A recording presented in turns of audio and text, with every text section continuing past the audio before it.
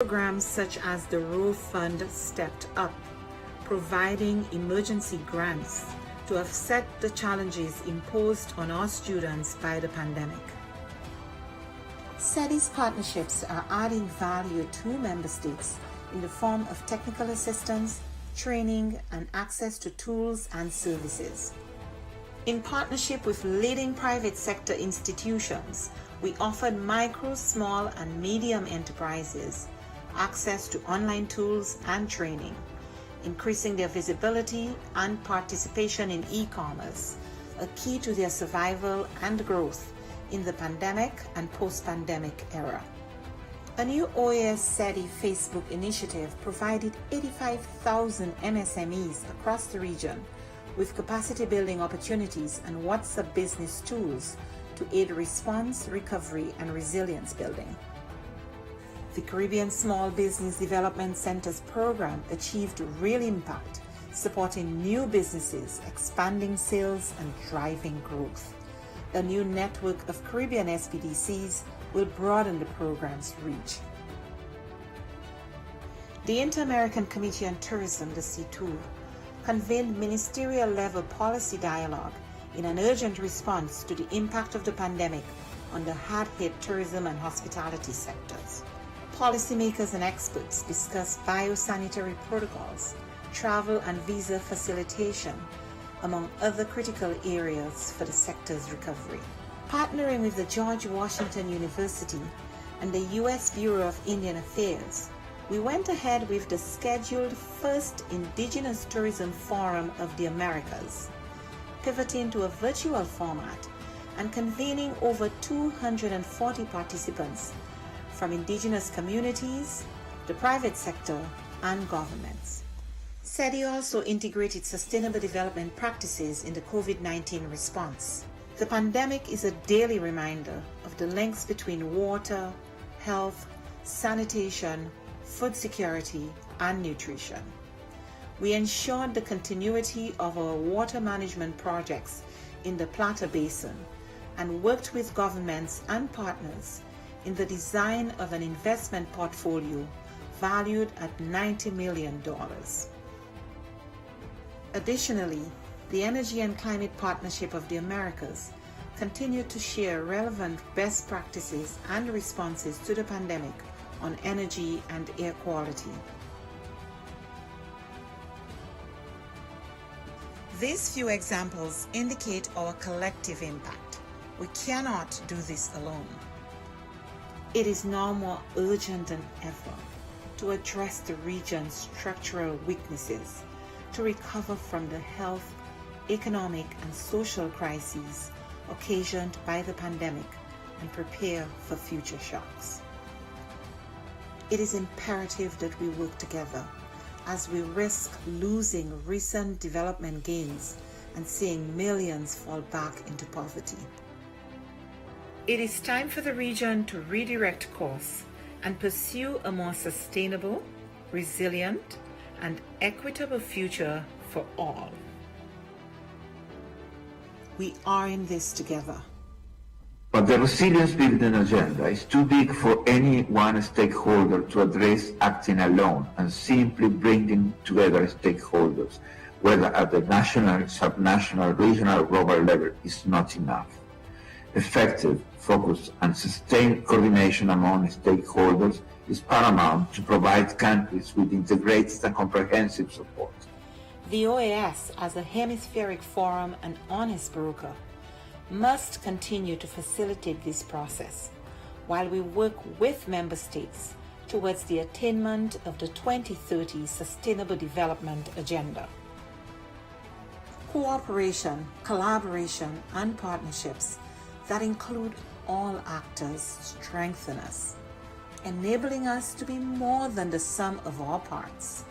We can and we must work together. The future of our region depends on it.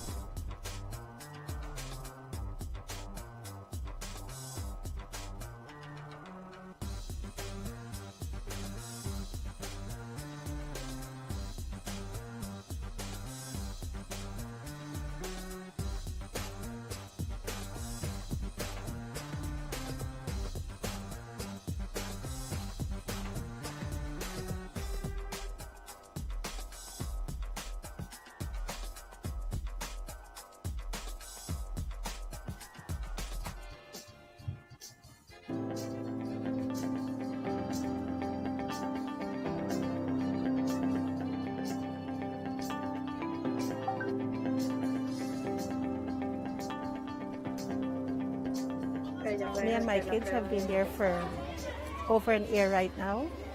Muy bien, vamos And entonces. children are friends. It doesn't matter where they Empezamos come por la from. cabina de inglés, probando cabina de inglés. Cabina de Testing, Charlie.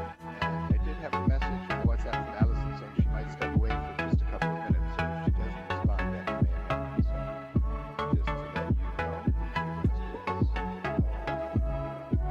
Vamos a ver si Alison nos escucha, si no pasamos al francés.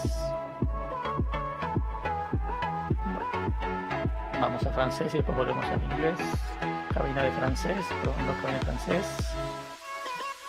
Elizabeth, perfecto. Muy bien, muchas gracias. Segunda cabina de francés, Alexandra. Excelente. Igualmente, muchas gracias. Cabina de portugués, probando cabina de portugués.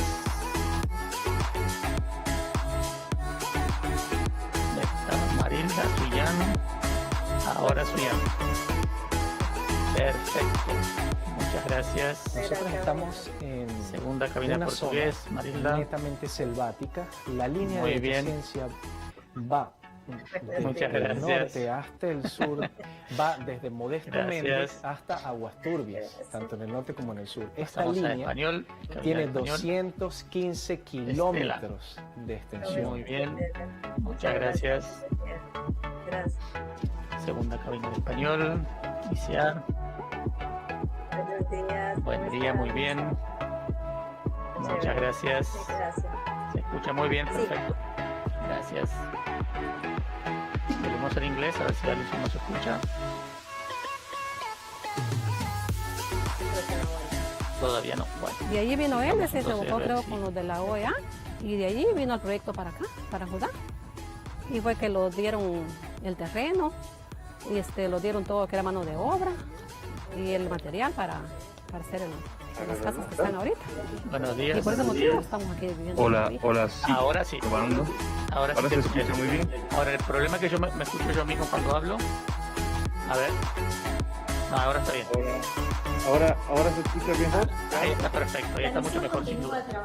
Muy bien, muchísimas gracias. No, a ustedes por mejorar ese audio. Mientras Muchísimas se guarda el gracias. resultado del reclamo que está Entendido, teniendo la Corte gracias. Internacional de Gracias. Justicia por la disputa marítima, territorial e insular.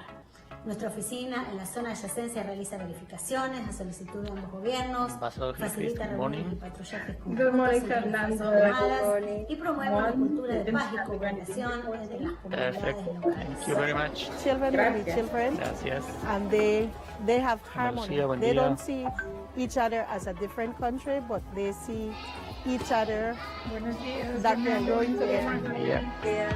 Comprarnos suerte. Igual. Gracias.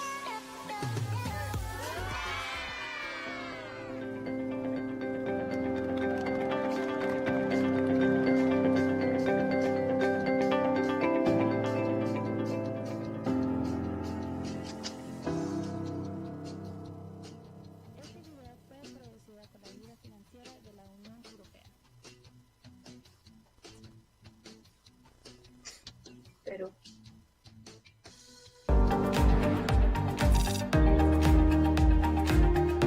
Presidente, buen día. buenos días. Buenos días. Haciendo la prueba por el presidente. Perfecto.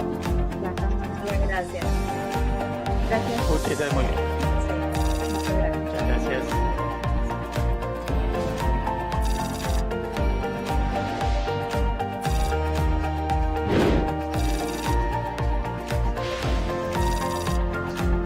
Alison, muchas gracias. Prueba de inglés.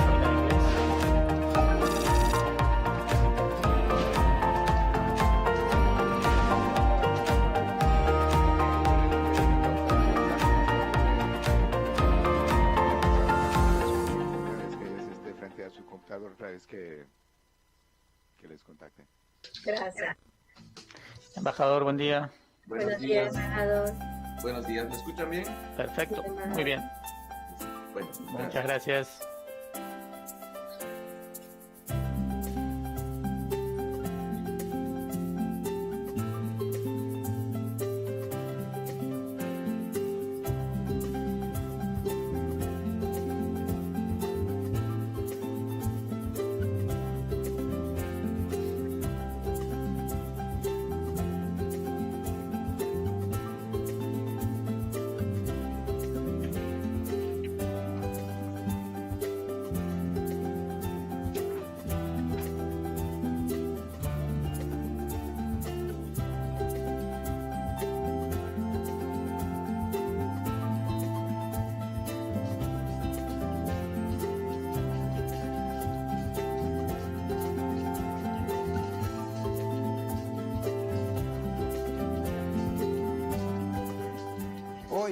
Esta organización es el guardián regional en defensa de la democracia, la libertad y los derechos humanos. Los países se han comprometido con estos valores a través de instrumentos legales como la Carta Democrática Interamericana, la Convención Americana de Derechos Humanos y todas las demás convenciones interamericanas. Nuestro trabajo es mantener los más altos estándares. Debemos ser objetivos, analizar los hechos, denunciar cuando veamos corrupción, inequidad o amenazas a la libertad. En esos casos no podemos ser neutrales.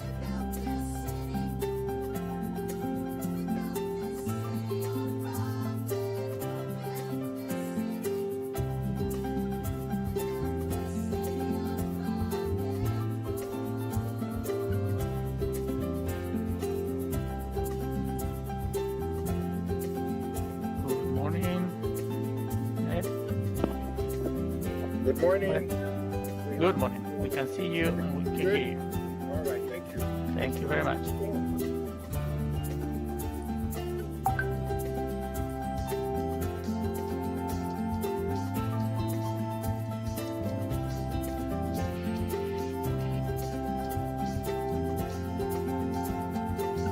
Alison está de vuelta.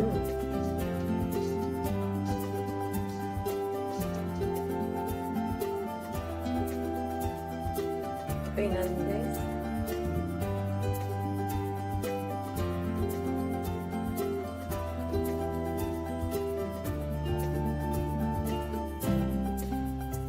No la escucho.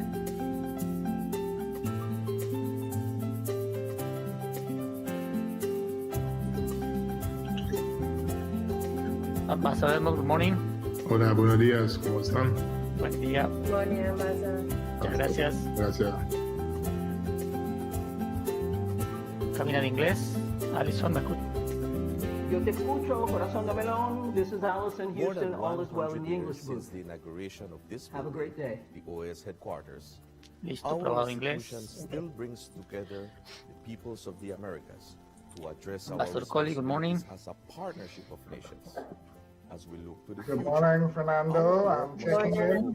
Perfect. Thank you very much. Welcome. Good to see you. that Good to see you, continues to ASG. favorably impact millions of lives. Mr. Frieden, good morning. Good morning, buenos días. Good morning. Buenos días. Good morning, Mr. Frieden. Welcome, sir. Sí. Thank you.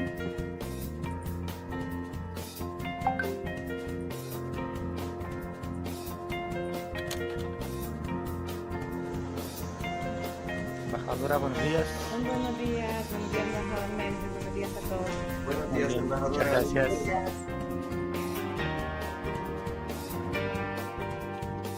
Embajador Montón, buenos días. Buenos días, solo por saludar. Muy bien, muchas gracias. Buenos días, embajadora.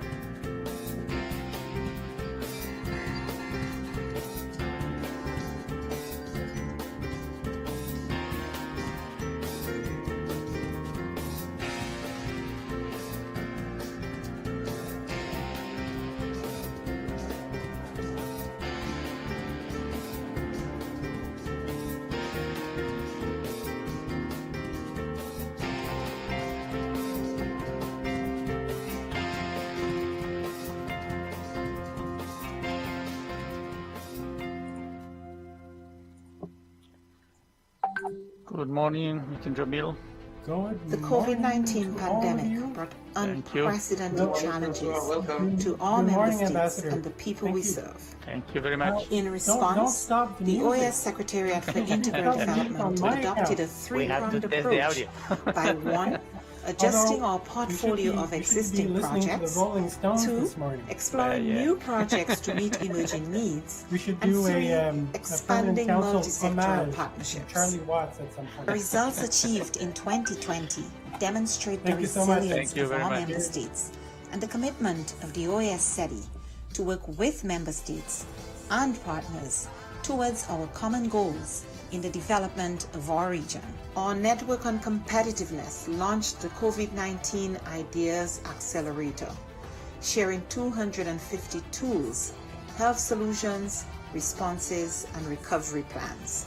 The Network for Labor Administration published a portfolio of responses from ministries of labor to COVID-19, sharing over 420 measures taken to protect workers, employment, and income. Likewise, the Inter-American Teacher Education Network series, Teaching STEM in Quarantine, provided 117,000 teachers with key tools to continue advancing STEM education during the pandemic. Welcome. Through its network and platforms, the Inter-American Committee on Ports promoted international and national best practices, guidelines, protocols, and recommendations on COVID-19 safety measures and continuity of logistic operations. Perfect. Initiatives such as the Education in Times of Change platform allowed us to meet urgent needs by offering timely tools on virtual education and a dedicated space for ministries to share strategies, actions, and solutions. Other programs such as the Rural Fund stepped up, providing emergency grants to offset the challenges imposed on our students by the Good morning. Good morning. SETI's Thank partnerships you very are much. adding Thank you so value much. to member states in the form of technical assistance, training, and access to tools and services. In partnership with leading private sector institutions, we offered micro, small, and medium enterprises access to online tools and training, Good morning. increasing their visibility and participation in e-commerce, a key to their survival and growth in the Thank you, pandemic and post-pandemic era.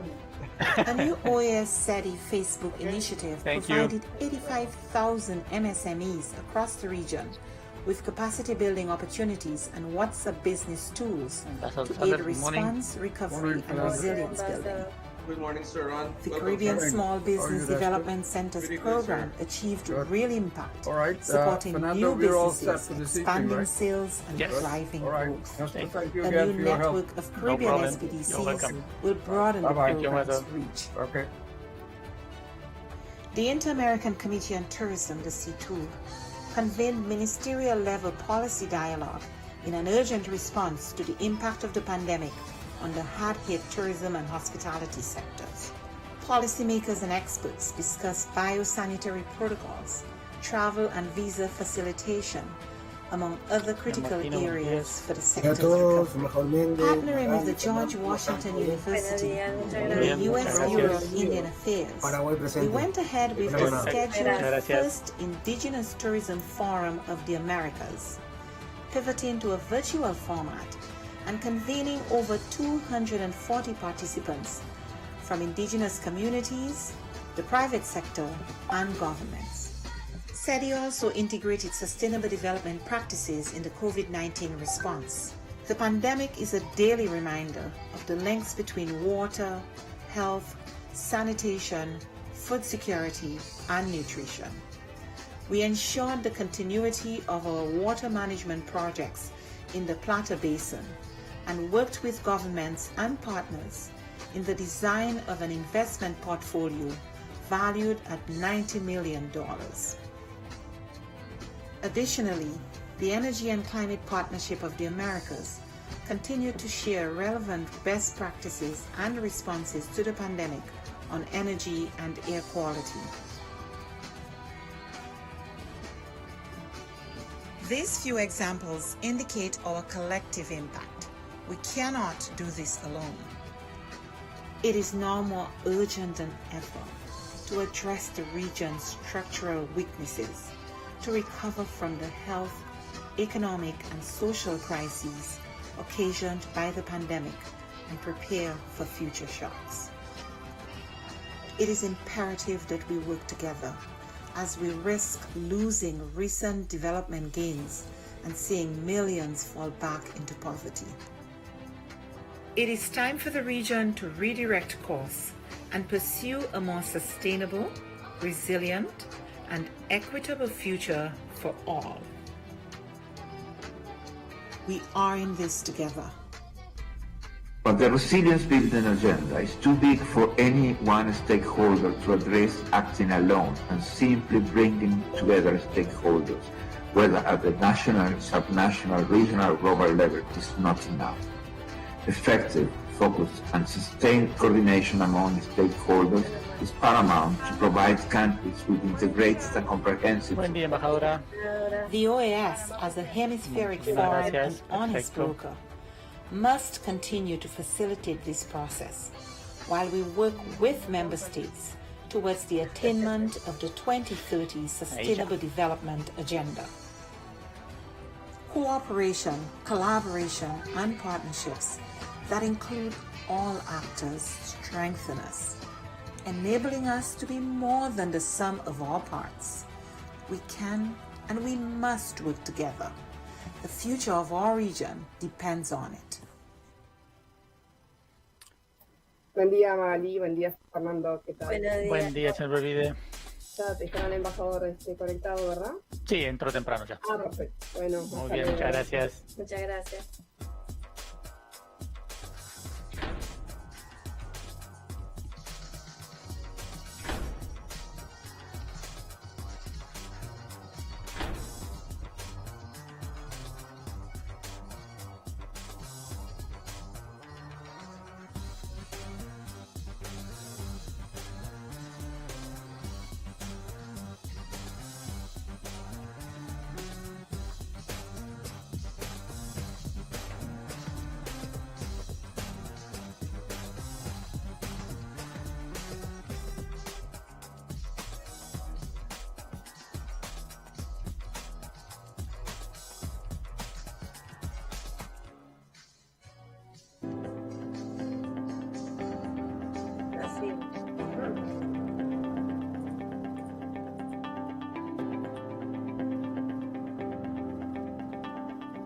Bom dia, Mr. Nunes. Fernando, bom dia. Doutora Magali, bom dia a todos. Over in here right now. Muito obrigado, senhor. Bom trabalho. And children are friends. It doesn't matter where they come from.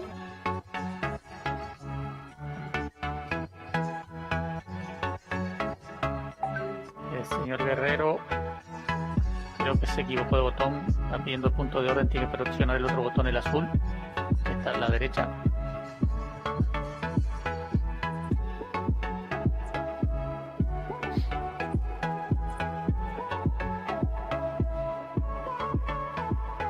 Que dice solicitar la palabra o request to speak.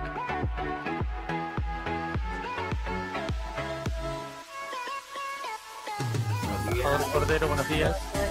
Fernando, Magali, buenos días. Muy buenos días. Muy bien, muchas gracias. Y agenda lo presente. Perfecto. Muchísimas gracias.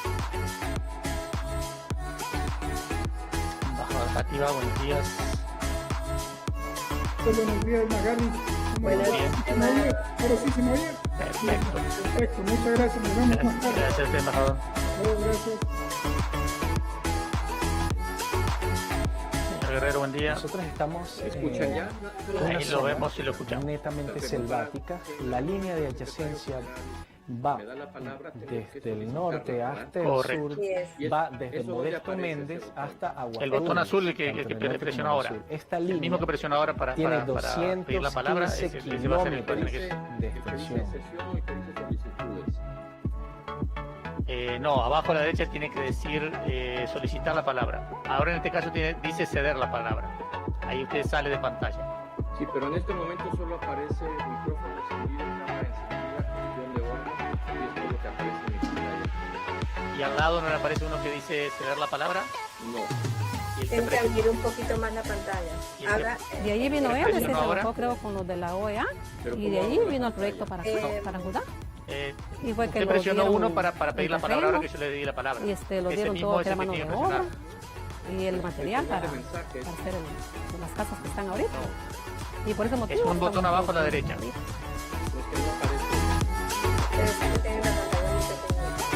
¿Usted tiene un iPad? Sí, tengo un iPad. Ok, en el iPad usted tiene la aplicación. La misión continúa trabajando. Abajo a la derecha tiene que... Yo lo voy a sacar de pantalla ahora y usted le va a aparecer un botón azul larguito que dice solicitar la palabra. A ver si le aparece a usted la solicita nuevamente. Territorial e insular. Nuestra oficina en la zona de adyacencia realiza verificaciones a solicitud de ambos gobiernos, facilita reuniones y patrullajes conjuntos entre las Fuerzas Armadas y promueve una cultura de paz y cooperación entre las comunidades locales. Children will be children, and they have harmony. They don't see each other as a different country, but they see each other that they're growing together. Embajador Tarré, buenos días. Buenos días. Perfecto. Buenos días, embajador.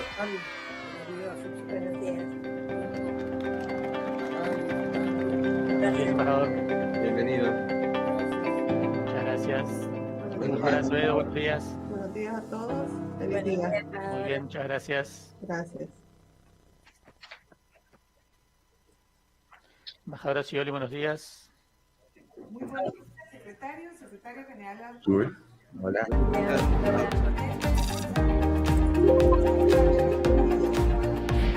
Muchas gracias.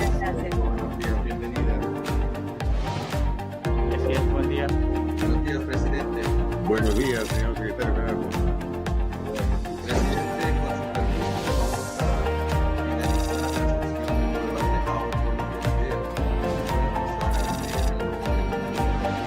en nombre de las delegaciones que han hecho esta mañana para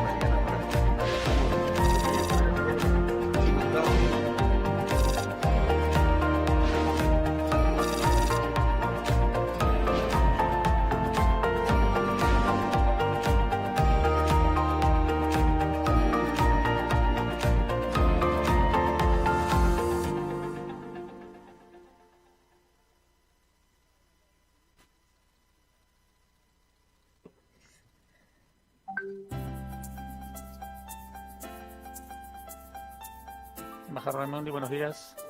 Buenos días. ¿Todo en orden? Buenos días, embajador. Muy bien, gracias. Muchas gracias.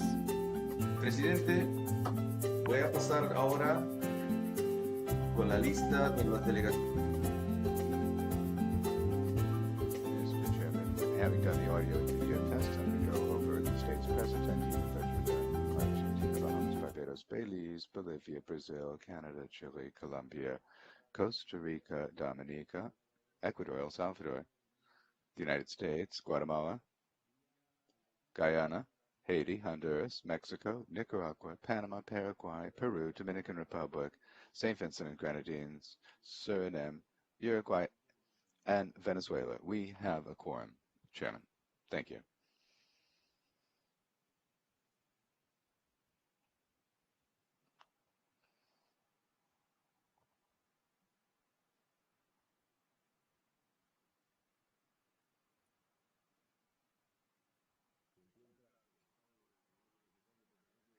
Is the permanent representative of Bolivia, Ambassador Arce, connected?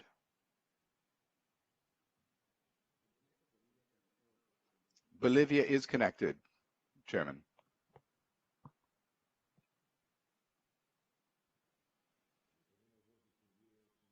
As we have two distinguished guests,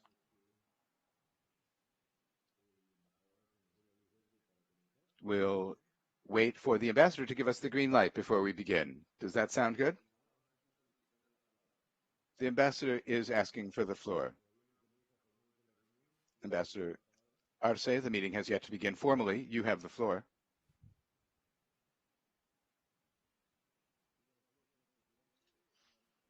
Good morning, Chairman. We are connected, and our high-level authorities are also connected from a distance from the city of La Paz, Bolivia. If the Assistant Secretary General tells me there's no technical issue with the connection with the two high-level authorities, they are connected, Chair. We can begin. Excellent. Then we could begin.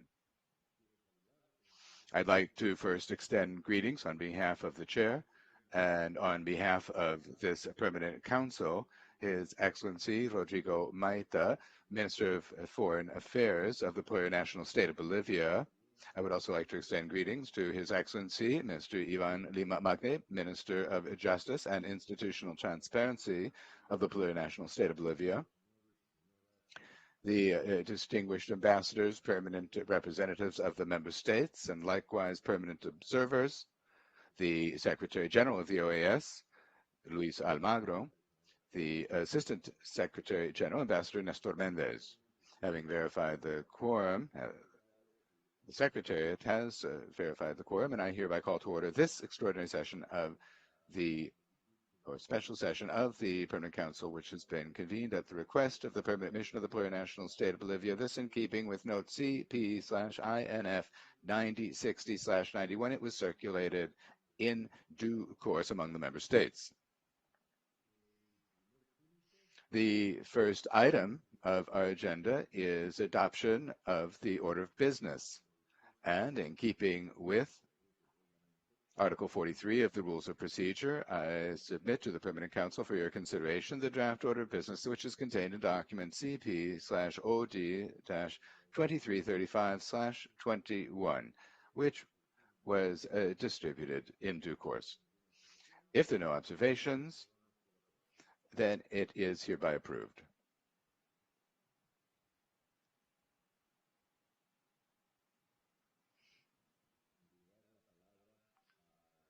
I would now give the floor to the ministers. We would simply like to state our solidarity with the family members and victims, the thousands of persons that have been impacted by devastating storms that have hit part of Mexico and part of the United States very hard with the passage of hurricanes Grace and Henri. The Permanent Council expresses its solidarity. At the same time, we must first extend warm greetings to the Oriental Republic of Uruguay on this day. Our most cordial greeting to the Charruas, to the Orientales, that is to say the Uruguayans, which is the home country of our Secretary General of the OAS. So congratulations, and we may well go back to this issue during the regular session that we'll hold this afternoon. As the next item on the order of business, I would like to express on behalf of the Permanent Council our most cordial greetings to His Excellency, Permanent Representative of the Plurinational State of Bolivia, Ambassador Héctor Arce, who I now give the floor to. Héctor, you have the floor. Thank you very much.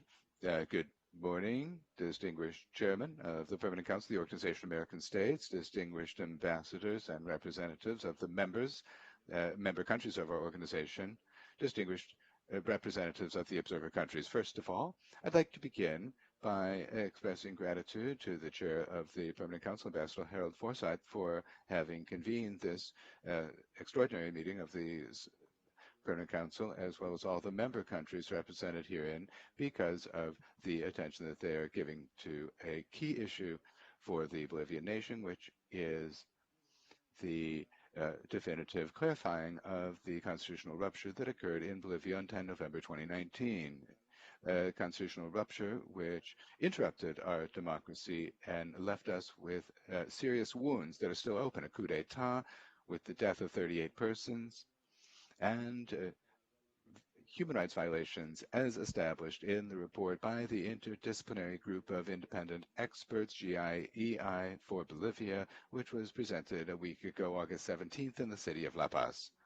The interruption of the constitutional order, the Republican constitutional institutional framework and the rule of law brought in an unprecedented reign of terror marked by political persecution, the suppression of constitutional rights, and the raiding of the national treasury. This constitutional rupture also brought the worst expressions of racism, hatred, and discrimination to bear in Bolivia, as was established by the GIEI for Bolivia, which, in an unprecedented report, which reflects the seriousness of the events that unfolded in my country, and which should be seriously considered by all the countries of the Americas, precisely to prevent and avoid such incidents from occurring. In this regard, and when the Bolivian nation is carrying out internal processes in the context of its absolute sovereignty, seeking the truth and a definitive clarifying of the facts, when us Bolivians are seeking a path of justice and true reconciliation, We have been surprised once again, Mr. Chairman, as we learned of a press release issued by the Secretariat for the Strengthening of Democracy on Monday, August 9th of this year, which was adopted by the Secretary General of the organization, Luis Almagro, as reflected in press publications and in social networks. This new and unjustified abuse is nothing other than an act of gross interference in the internal affairs of Bolivia, and it translates into a new affront against my nation. The 9-page press release was published once again unilaterally by an organ of the General Secretariat, in keeping with no procedure, agreement, or official act with the participation of the member states of the organization. And worse still, its content is profoundly offensive to the dignity and to the government of the people of Bolivia. It contains expressions and characterizations that are unacceptable from an entity which, as we have said earlier, Mr. Chairman, should be at the service of the states and not over and above the states. For this reason, Mr. Chairman, Bolivia rejects and categorically repudiates this press release because of the extreme seriousness of the falsities it contained therein. It has sought this special meeting with the presence of the highest level authorities, always with the supreme goal of seeing to it that the truth prevails. In this regard, Mr. Chairman, distinguished members of this Council, it is my lofty honor to introduce to you the Minister of Justice and Institutional Transparency of Bolivia, Ivan Lima Magne, and the distinguished Foreign Minister of the Plurinational State of Bolivia, Ambassador Rogelio Maita, who will set forth the position of the nation that I represent on this important matter. And so I would ask that you please give them the floor, Mr. Chairman. Thank you very much. Thank you very much, Hector, for your remarks and for this Permanent Council, and I believe for all the member states. It is a great honor to receive the these distinguished ministers of the plurinational state of Bolivia. So I am honored to give the floor to His Excellency Ivan Lima Magne, Minister of Justice and Institutional Transparency of the plurinational state of Bolivia. Minister, you have the floor. Good morning, distinguished Chairman of the Permanent Council of the Organization of American States, and greetings to the ambassadors who represent the member states of the OAS and all the representatives of the observer countries, the peoples of the Americas who are following us virtually in this event, which is so important for my country. We greet you from La Paz, Bolivia today. We address this Permanent Council entrusted by the people of Bolivia and the constitutional president of the plurinational state of Bolivia, Luis Alberto Arce Catacora. First, I am grateful for the opportunity that you've given us to address you in this special meeting of the Permanent Council. For Bolivia, it's of the utmost importance to set forth to the representatives of the peoples of the Americas the truth of the events that unfolded in my country in late 2019. I'd also like to thank this Permanent Council for approving the resolution of 18 December 2019 at the initiative of CARICOM, denouncing the violation of human rights that was unfolding at that time. To this day, the contents thereof have been fully borne out. Your Excellencies, more than 18 months of suffering and pain of the Bolivian people have passed, and time has taken charge of showing the serious fallacies that the General Secretary of the OAS, led by Luis Almagro Lemes, has been disseminating and publishing on official pages of the organization and in social networks, committing acts of interventionism contrary to the Charter of the OAS, the Inter-American Democratic Charter, OAS resolutions, violating international law and the sovereignty of the plurinational state of Bolivia. Allow me to refer to the breaches of the agreement with the General Secretary of the OAS at this time. After the 20 October 2019 elections, in a climate of social and political tension, with unfounded accusations of a supposed electoral fraud, and to this day, not a single one of those accusations have been proven. And on 30 October 2019, the plurinational state of Bolivia, at the request of the Supreme Electoral Tribunal, signed in good faith an agreement with the General Secretariat of the OAS. regarding the analysis of the electoral integrity of the 20 October 2019 elections, so as to conduct an audit of the results of the electoral process of October 2020. It should be noted that this step taken by the government at that time was taken on the basis of the absolute belief in the transparency and integrity of the October elections, which is why unlimited access was provided to all of the information having to do with the electoral process so that the technical mission of the OAS could verify all of the aspects of said electoral process. This notwithstanding, the process of destabilization of democracy headed by Luis Fernando Camacho and Carlos Mesa advanced unstoppably because their goal wasn't to clear up the phantoms of a supposed fraud, but rather to bring about the institutional breakdown and rupture of the lawful and legitimately constituted government.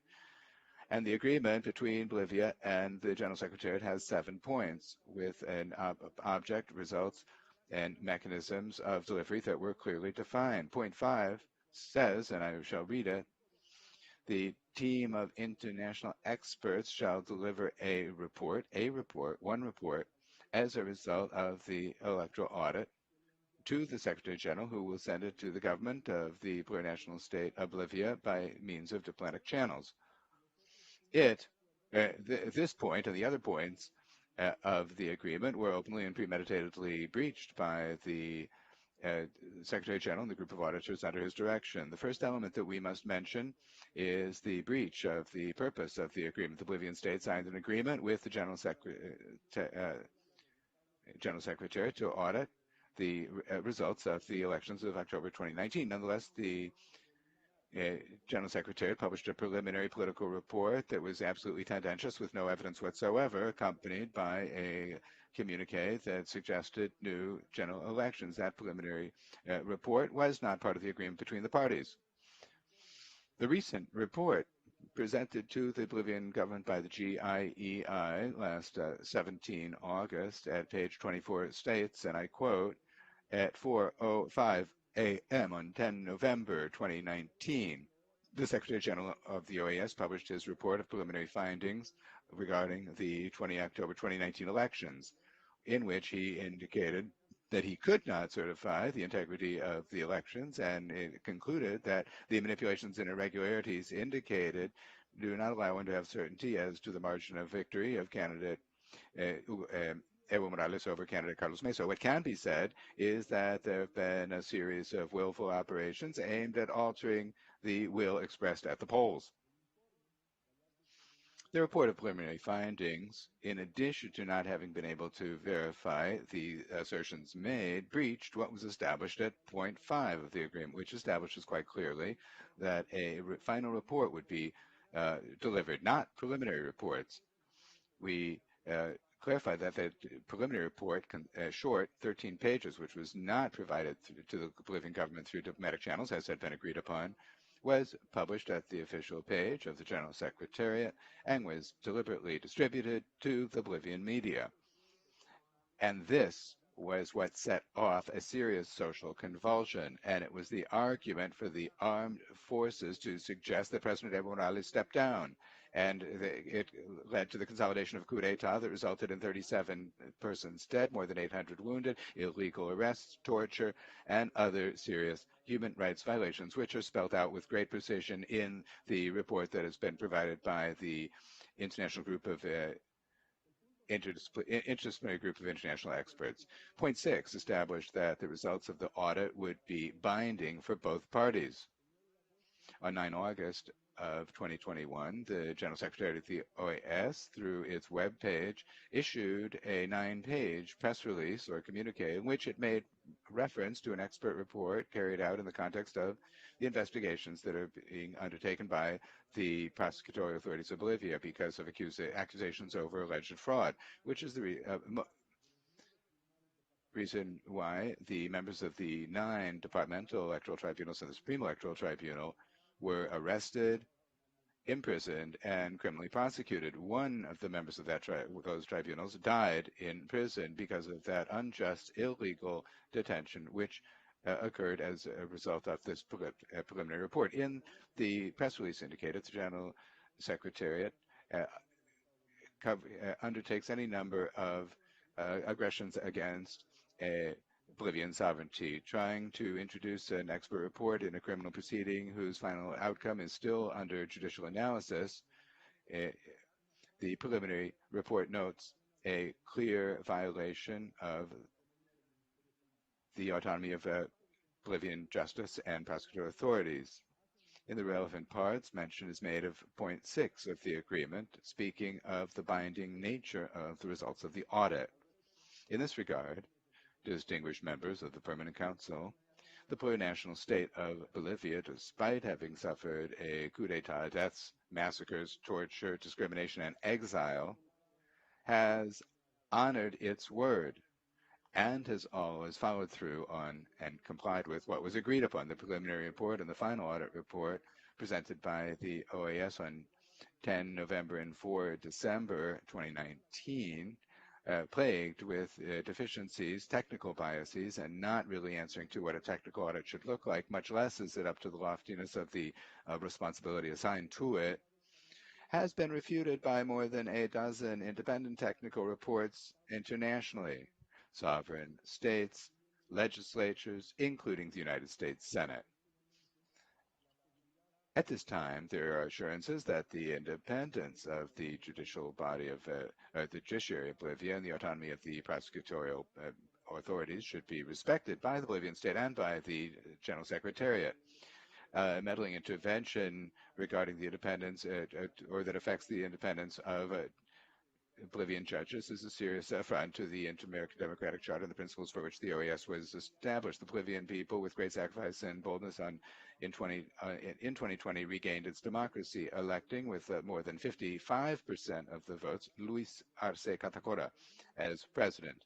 We returned to a democracy, and all of the allegations of supposed fraud have gone into the courts and is now the task of the prosecutorial authorities and the judiciary to follow up on and reach the truth of the facts with no meddling from anyone. That is why today we ask that the General Secretary of the OAS refrain from continuing to commit acts of interventionism and that it allow the Bolivian justice system to do its work.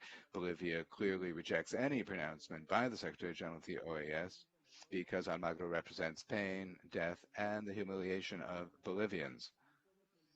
The preliminary report and the final report and the 9 August 2021 communication from the OAS General Secretariat are acts that have been committed outside of the scope of the 30 October agreement that was entered into with the plurinational state of Bolivia. These are biased documents that have caused instability, negatively affecting democracy in our country, far from the principles and values for which the Organization of American States was established.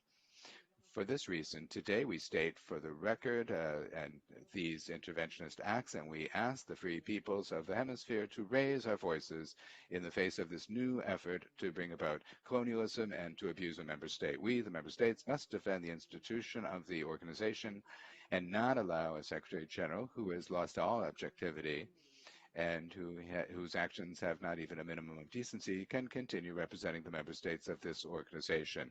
It's an insult to the dignified peoples of the Americas. The report of the GIEI has shown through the Inter-American Commission on Human Rights reflects a serious impartial effort that has clearly revealed the serious human rights violations, massacres, extrajudicial executions that took place in Bolivia during the de facto government, and Mr. Almagro has played a fundamental role in their consummation and is responsible for these serious violations of international law. Now, I must conclude my remarks, Mr. Chairman, thanking you for your attention, and with one aspect that is for us fundamental. The Bolivian state, through the Inter-American Commission on Human Rights, has undertaken an objective act with responsibility with the involvement of 5 highest level experts, showing that here there has been a causal relationship in relation to the facts. What has happened with the discourse regarding fraud, which has not been shown by any judicial office of the plurinational state of Bolivia, and which has been dismissed in 9 courts of justice in the departments of Bolivia, does not merit any further debate or discussion. There has not been a fraud in Bolivia. That is what the judiciary of Bolivia says. And any interference or intervention that might occur in domestically or internationally is a serious affront to the judicial independence in Bolivia, which calls on the international community and demands that it not interfere with the process of reconciliation in our country. What we ask of the OAS and this Permanent Council is that you pay attention to aspects that are fundamental in the process of building a new country, that is establishing as a principle and as a basis for recovery of democracy, respect for the institutions. All we ask for is respect for our judicial branch. Thank you very much.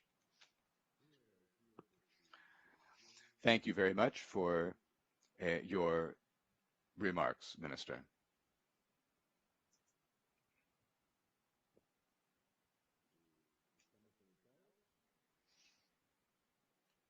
Are we still connected?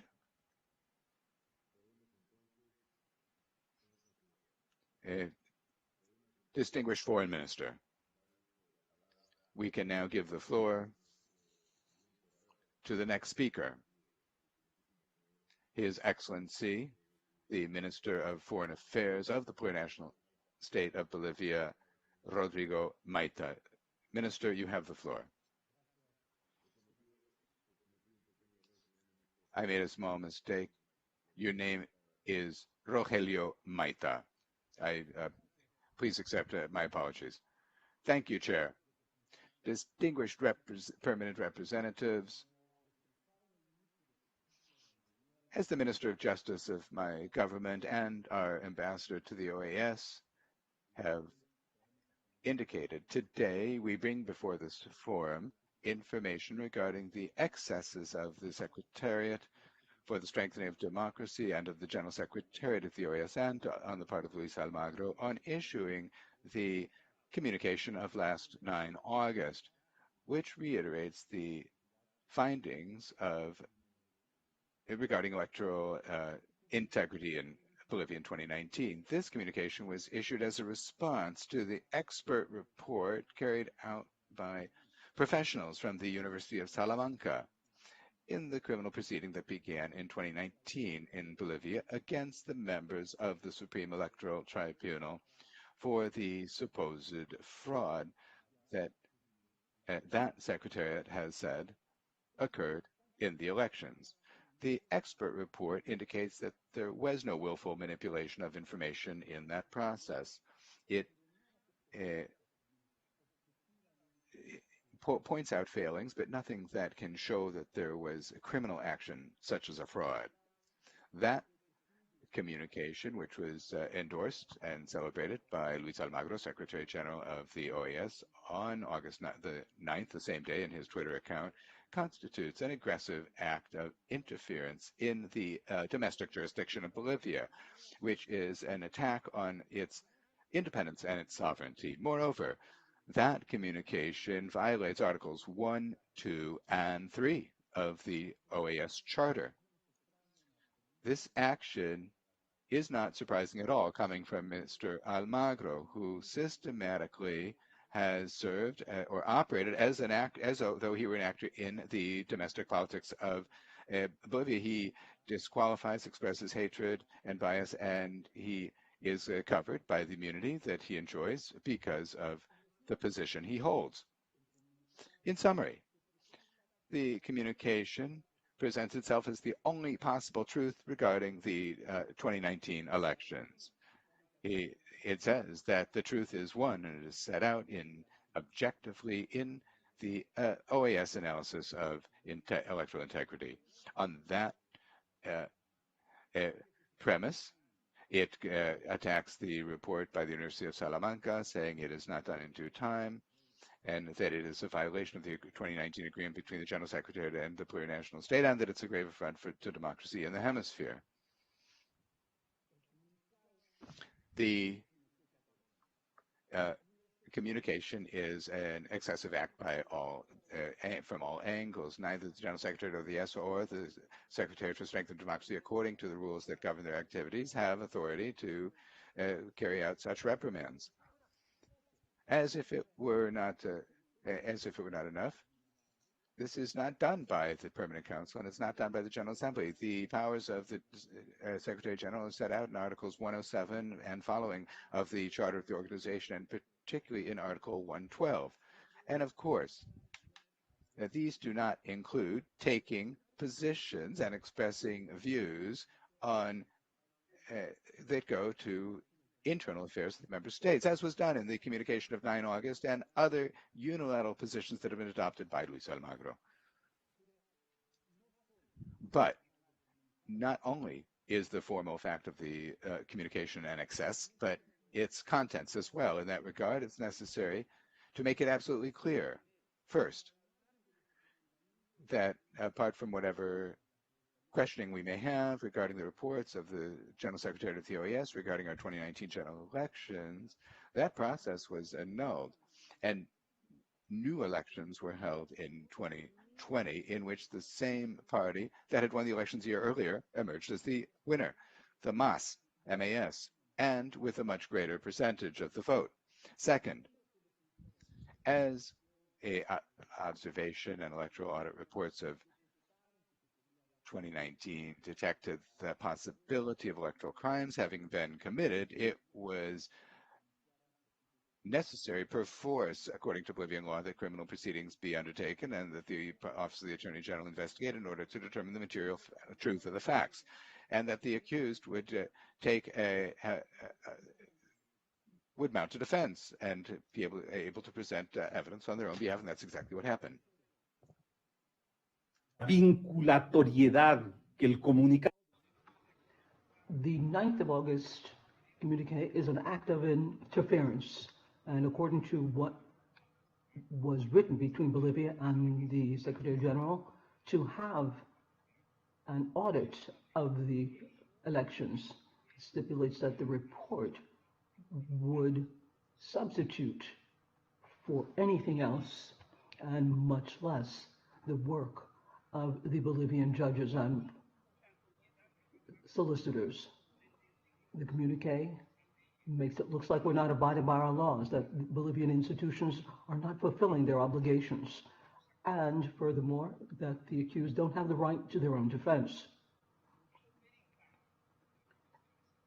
The report from the University of Salamanca and the communique from the 9th of August has rotundly tried to decry what has happened based on the so-called findings of the 19th of August with a view to verifying whether or not there was criminal responsibility in these facts with regards to the people accused. In this criminal process, we deeply looked at the findings put by Luis Almagro and those who were accused. Technical terms were used, and the witnesses of the facts were decried.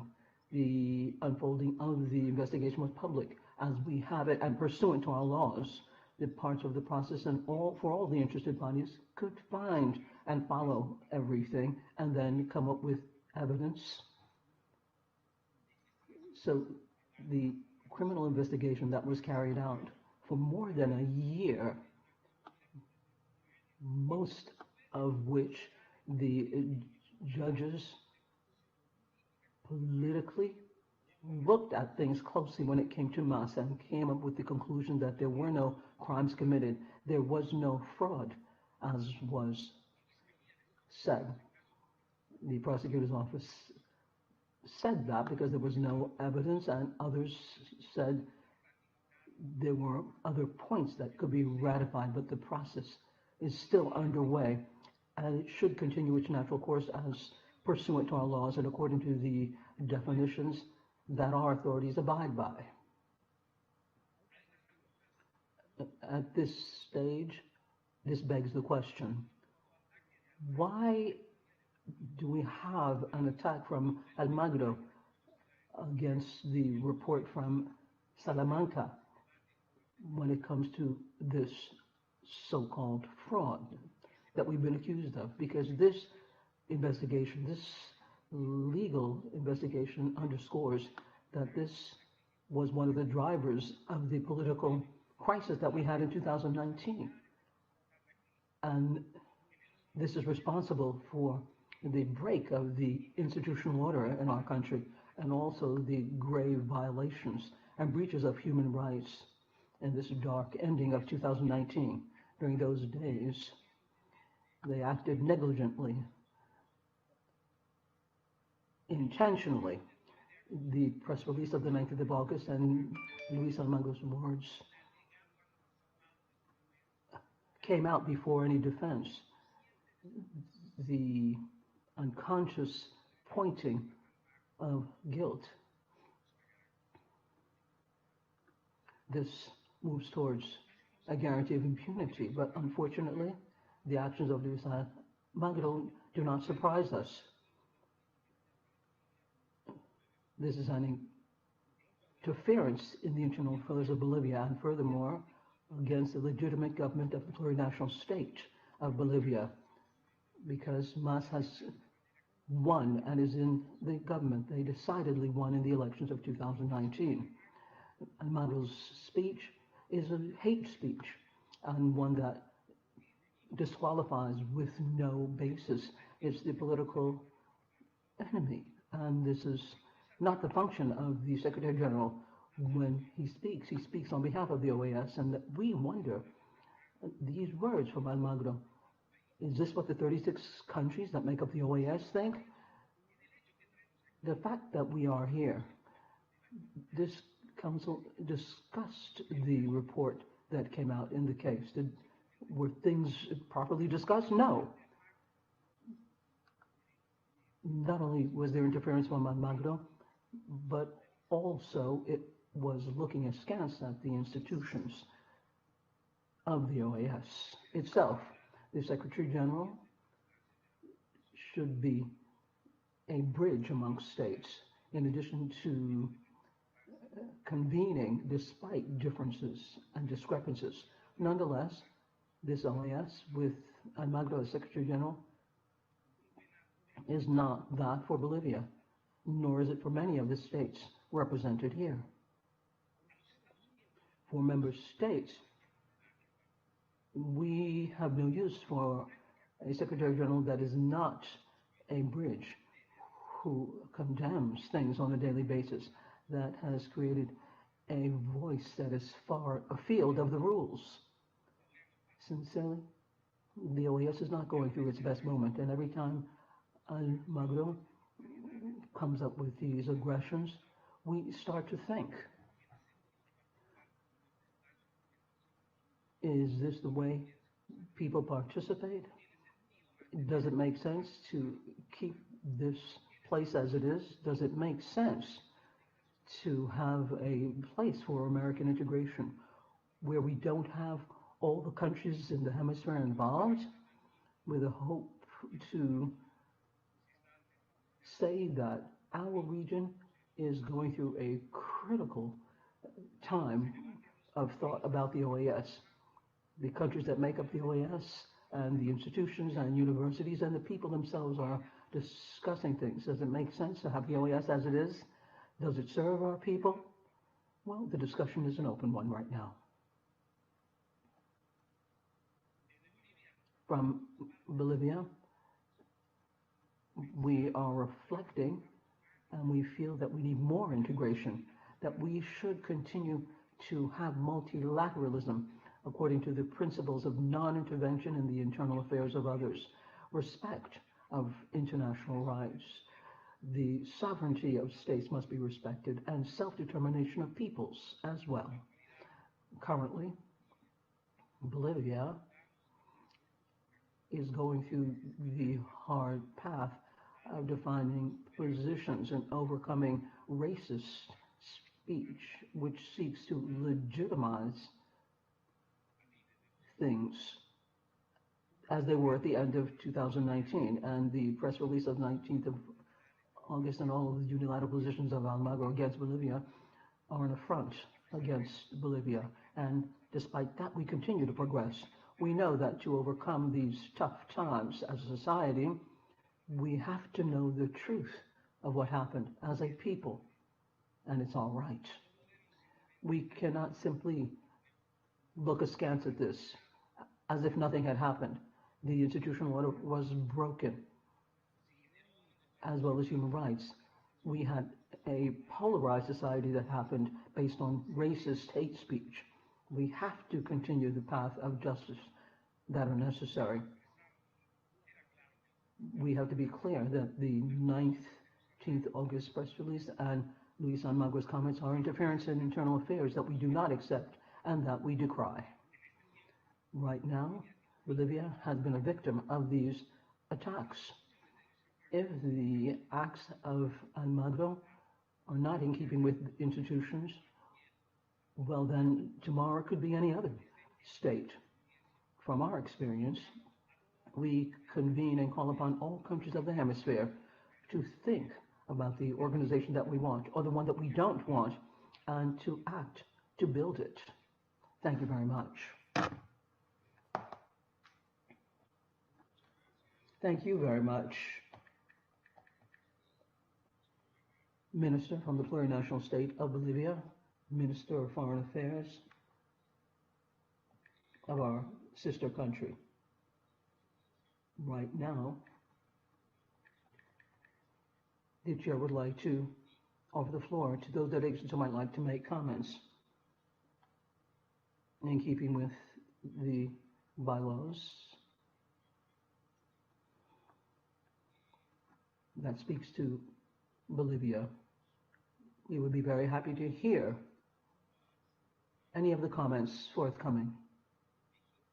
Ambassador of Mexico has asked for the floor, and we're happy to give her the floor.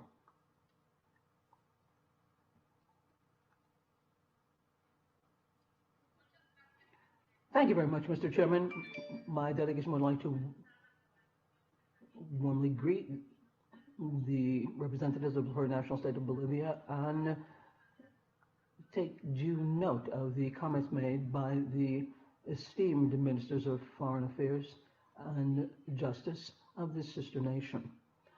The building and strengthening of democracy in the hemisphere is an ongoing process in which all member states have to be wedded.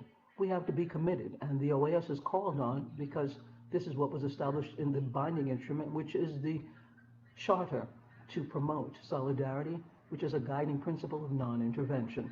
Democracy should not just be a way of government or a form of government of our countries, it should also be that of the OAS, which has to move ahead with transparency without taking on any positions or intolerance. Intolerance is a bad practice, and we cannot allow it in the organization because it takes away from the seriousness of what we do, and it steals credibility from the OAS, which should not be the way. We have to hear all who put forth their arguments. Unfortunately, we have seen in the Secretary General that he has interfered in the sovereignty of states, and this was done in 2019 when he took advantage of the good faith of the Bolivian state and intervened in the electoral process of this country, which politically was used as a technical tool of the OAS during the observations. Mexico, at that time, said and reiterates once again that we're here to strengthen and support the development of institutions and electoral processes of member states. We're not here to meet the needs of countries or to qualify the elections of any sovereign nation. It's undeniable that this irresponsible action of the Secretary General led to the narrative of electoral fraud and the early declaration of the MOU of 2019 and deepened the political and social crisis that took at a high cost human life and looked askance at human rights of Bolivia. This is reflected in the recent report submitted by the group, and we're talking about the interdisciplinary group of experts for Bolivia, which will undoubtedly go back and look at the truth and what happened in this sister country. all of the electoral processes in the hemisphere have challenges, and they can be improved. The process the OAS should follow to deal with these challenges to cooperate with states impartially and independently, because this is the mandate that the members have decided on. Mexico continues to observe with concern that the Secretary General continues to push a personal agenda far afield of the interests of member states, lying in the face of the standards of the organization and moving ahead without instructions, also trying to often act as if he were the state himself. He's taking on actions and should take on actions to facilitate dialogue, and we are looking now at a polarization in the hemisphere. There's a personal campaign going on, but this has not helped to solve the political crises in our hemisphere. On the contrary, in taking a side with one of the parties in the conflict, the only thing that has happened is to push aside possible solutions. Not only has he not been a facilitator of dialogue alongside people who were in the Secretary General's office, but also has flown against human rights in our own organization. This has been a move of the power of state, which participates as if they were a member state of the OAS. This irregular situation is what the OAS is going through, and the Secretary General has devoted a lot of good time to perpetuate this situation. We had a long press conference in the Salón de las Américas yesterday to present a book on the life of the Secretary General. All of this using the resources of countries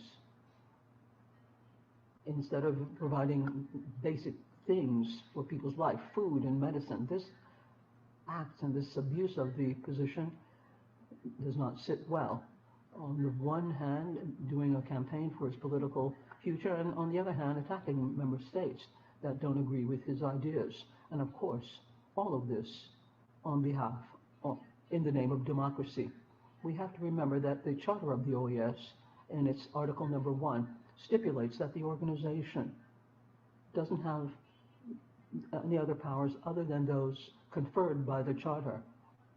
And none of the provisions authorize interfering in the internal jurisdiction of any state, a principle which should also be observed by the Secretary General, because this position is not over and above the organization. And as such, Article 107 of the Charter of the OAS underscores that the Secretary General has functions entrusted to him by the Charter, the General Assembly, and others, and will comply with these things as entrusted to him by other organs. Article 118 mandates him and the Secretariat's staff to abstain from acting in a way which is incompatible with international organizations and people. On the other hand, Article 145 and the General bylaws for the Secretariat working says that you have to step aside, and specifically prohibits in these standards that anything should give the impression that it leads to the loss of independence or impartiality in respective tasks, as well as that flies in the face of the integrity of the Secretary General. Whilst the Code of Ethics of the Secretary General of the OAS stipulates that staff members should abstain from participating in any activity that precludes compliance with their functions or that fly in the face of the organization, as well as do anything that can compromise the interest or prestige of the OAS or negatively affect member states. I'm going to pick up this last part to reiterate the serious application of this that from the Secretary General's post, we have seen practically conspire against governments that don't agree, using our own resources, which have been used to push and promote his own personal interests, using the various narratives in the name of democracy. This position has been used like this, and the OAS and its institutional bodies have been called upon to respect the principles. All states have the right to elect those who represent their economic and social systems, and this should be done in the way that they deem advisable. And there is the right to not interfere into the rights of other states. What happened in Bolivia in October of 2019 and the unfortunate role that the Secretary General played should never again be repeated in this hemisphere. Member states cannot allow this to happen because we're talking about unilateral acts, these intentional acts by the Secretary General in writing up a report on Bolivia far afield of the agreements with the Bolivian government is a way of acting that we should not accept because it establishes a very dangerous precedent and an affront against democracy and particularly against the sovereignty of states. Missions and observations, electoral observations, have to preserve always an apolitical stance when observation missions comply with their work for which they were created. They must always act in this way, and we cannot allow the electoral missions to be part of manuals of any coup d'etat. We have to keep the EOMs as a technical instrument to strengthen our democratic life. Mexico insists that between all things, we urgently need a Secretary General that respects member states, that facilitates our dialogue, negotiation that helps to promote and consolidate peace and democracy based on the principles and standards of the very organization itself. We would like to go back and underscore, as has been done, that there is an agreement and has to be done within the framework of legalities and based on public statements and not put in declarations that can make out to be the position of the OAS, thus generating confusion and weakening the organization. Mexico firmly believes in multilateralism based on international law and will continue to be committed in following that path. Thank you very much, Mr. Chairman. Thank you very much, Ambassador Baños, for your comments. We truly appreciate them. We have a long list of speakers requesting the floor, but given the regulations,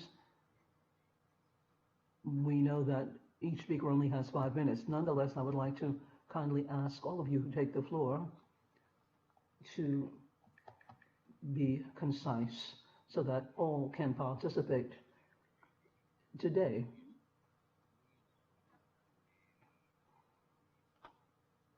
Luis Alvarado, interim representative of Nicaragua, has the floor. Ambassador Alvarado, you have the floor.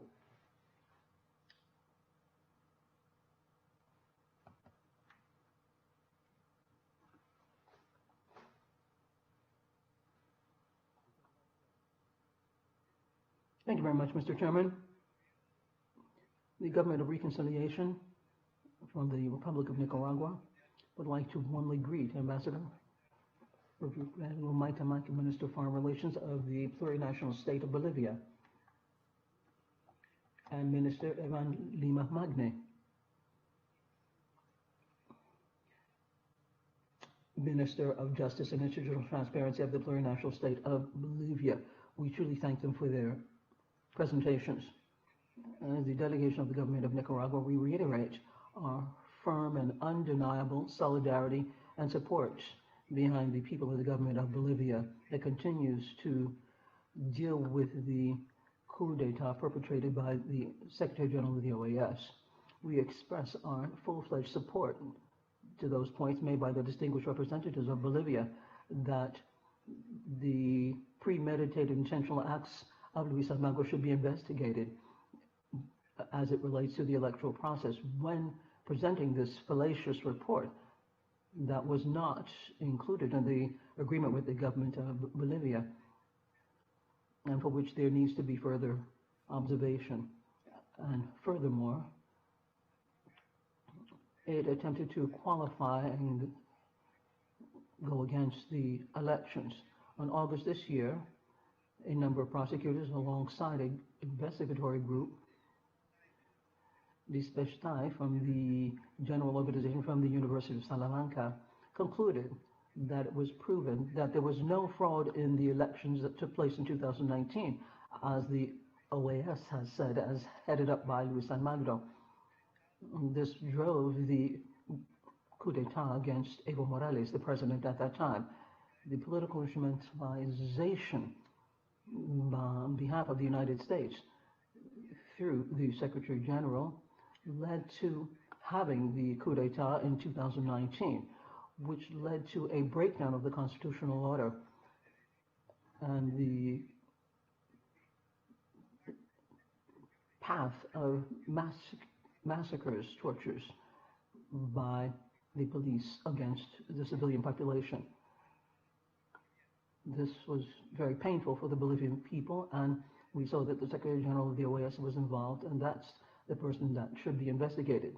Mr. Chairman, we've seen how the victorious people have been able to resist and address this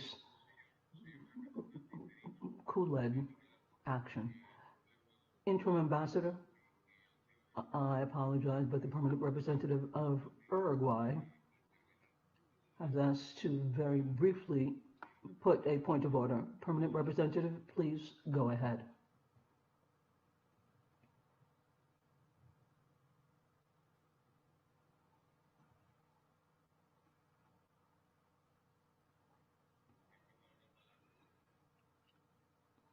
Ambassador Abala, you have the floor.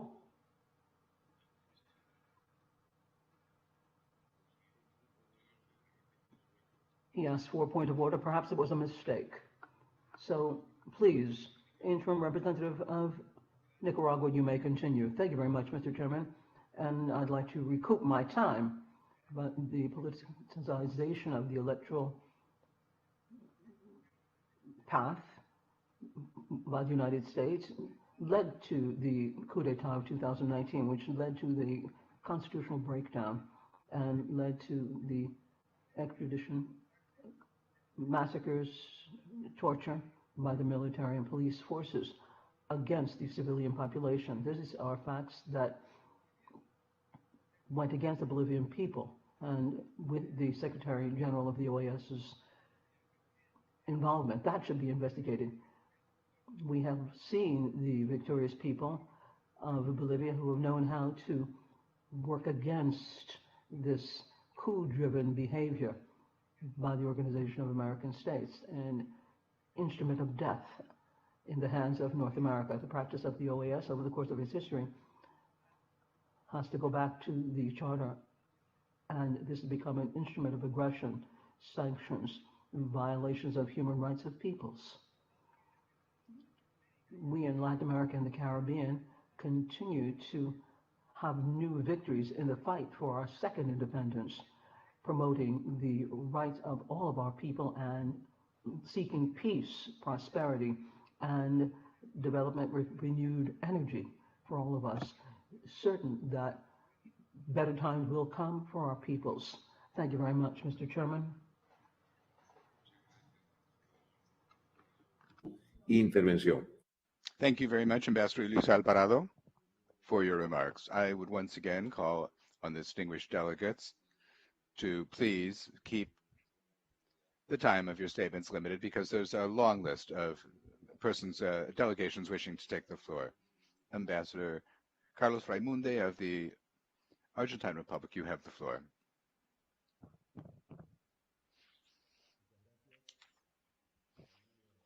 Thank you very much. I extend greetings to all of the authorities here.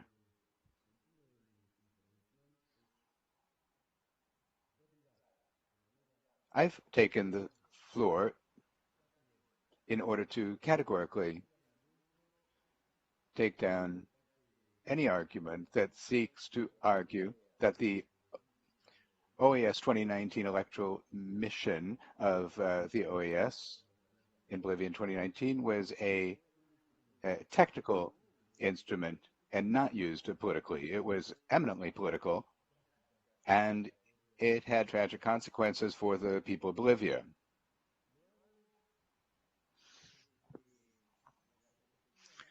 I state this from the standpoint of a country, Argentina,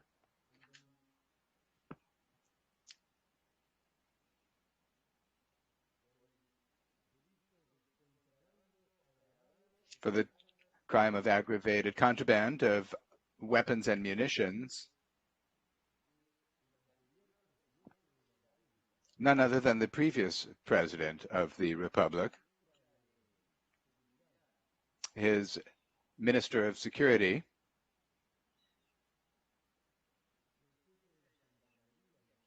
the chief of the National Police Unit known as Gendarmeria, the then Argentine ambassador in Bolivia, and where in recent days there has been an expanding denunciation directed against the former chief of staff of ministers, the former foreign minister, and the former secretary for strategic affairs of Argentina. And this denunciation, or this complaint, was submitted by no less than the principal of the main taxation authority of Argentina, which includes the General Bureau of Customs, the Minister of Security of our government, and the Minister of Justice of the administration of President Alberto Fernandez.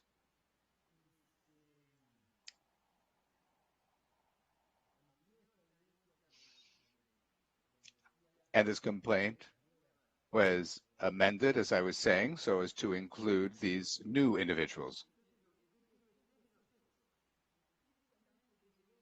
So, speaking strictly from the facts, I wish to corroborate and reconfirm the close relationship between the previous administration of Argentina, the de facto government of Bolivia, and the Secretary General of the OAS. In a Permanent Council meeting held on 7 August 2020,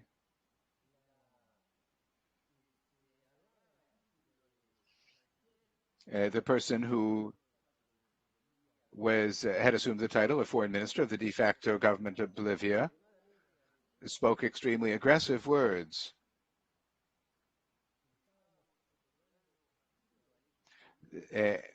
We were saying that we were giving asylum to former President Evo Morales in order to violate human rights, for example. And the person who said they were the representative of the Bolivian state at that time said similar words, would ratify it in a note of September 1st, 2020, from the self-anointed foreign minister of that state. And at that session of the Permanent Council, she was extensively congratulated by the Secretary General. That is to say, the government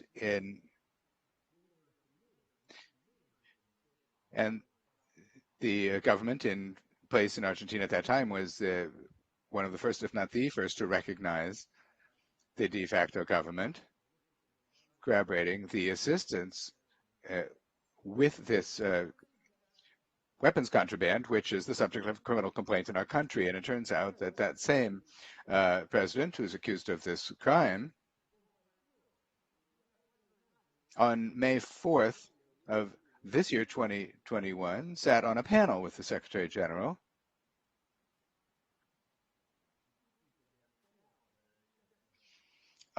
conducted by the Inter-American Institute for Democracy, where the president of that institute, as well as one of its executive directors, as well as various participants, characterized the government of Bolivia, which was, by this time, the current government of Bolivia. They characterized it as a dictatorship. And at that seminar and on those panels, it was said that the only thing to do with dictatorships of this sort is to overthrow them. And on panel number 4, the Secretary General participated as one of the members with the previous president of Argentina, and they were saying that Argentina, the president of the Fundación Libertad, stated on that panel that Argentina was headed down the road to authoritarianism. But in addition, another of the persons accused of this crime in Argentina, and most likely under international law, should that be the case in the future, Mr. Furio Pompeo, Secretary for Strategic Affairs, who accompanied former President Macri to that seminar, which was held in Miami, was designated by the Secretary General as chief of a mission in the Republic of Guatemala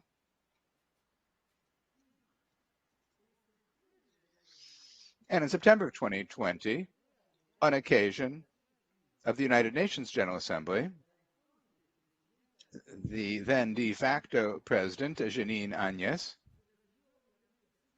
referred obviously to her country, as she should, and she did so, stating, among other things, that the movement of action to socialism, the MAS, sought to sabotage the elections, committing crimes against humanity. Well, this is an internal matter of Bolivian politics, but she also referred to Argentina, stating that my government guaranteed impunity for the words she said, quote, and I quote, among other things, for sexual violations against children and complicity in political assassinations. That is an eminently political relationship and is undeniable. I would like to now just say a couple of words about the facts around the elections. Because when I looked at the reports, I see there are major similarities with certain electoral episodes that have happened in my country, in our countries. There are different geographies, so to speak. The first counts come from the urban centers, where communication, transportation, and technology are all easier, where the better off sectors live, and that is what happened with the initial counts.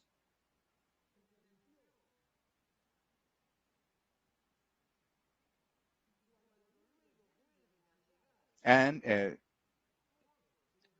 when the votes then came after an interruption from the most distant places, that is where there was a substantial increase in the margin in favor of the candidacy of Evo Morales. So there was no willful manipulation there. There was a fact of an electoral recount that occurred in that election, in all the previous ones, and also in the 2020 elections. But in addition, it's very important to highlight, and I will now wind up my remarks. It's very important to highlight the reports that refute the OAS report. But the one who undertook to refute and to delegitimate that report was the people of Bolivia themselves, when after a year of under the de facto government, with the abuses that were committed, with the abuses of power, the people of Bolivia came out in favor of the same political force and the same polling places where it was said that irregularities were detected. Well, there's an even stronger vote than in the 2019 elections. Therein lies the popular legitimacy that shows the falsity of that report and the clear political intent behind it. And that is why I conclude asking for or apologizing doubly so, as our president has done. Apologies to the Bolivian people for having interfered through the previous administration in the manner I already described. And I also apologize because those who were representing us in this organization recognized a de facto government in this organization.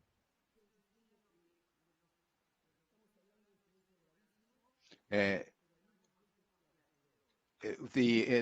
incident is very serious, but it is also clarifying because it allows us to know clearly who of us have always defended popular sovereignty and who has been promoting coups d'etats. Thank you very much. We're most thankful, distinguished permanent representative of the Argentine Republic.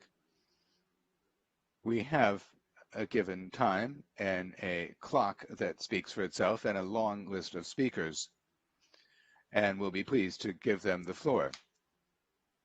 I would like to ask you once again to please stick to the time so that everyone has a chance to speak.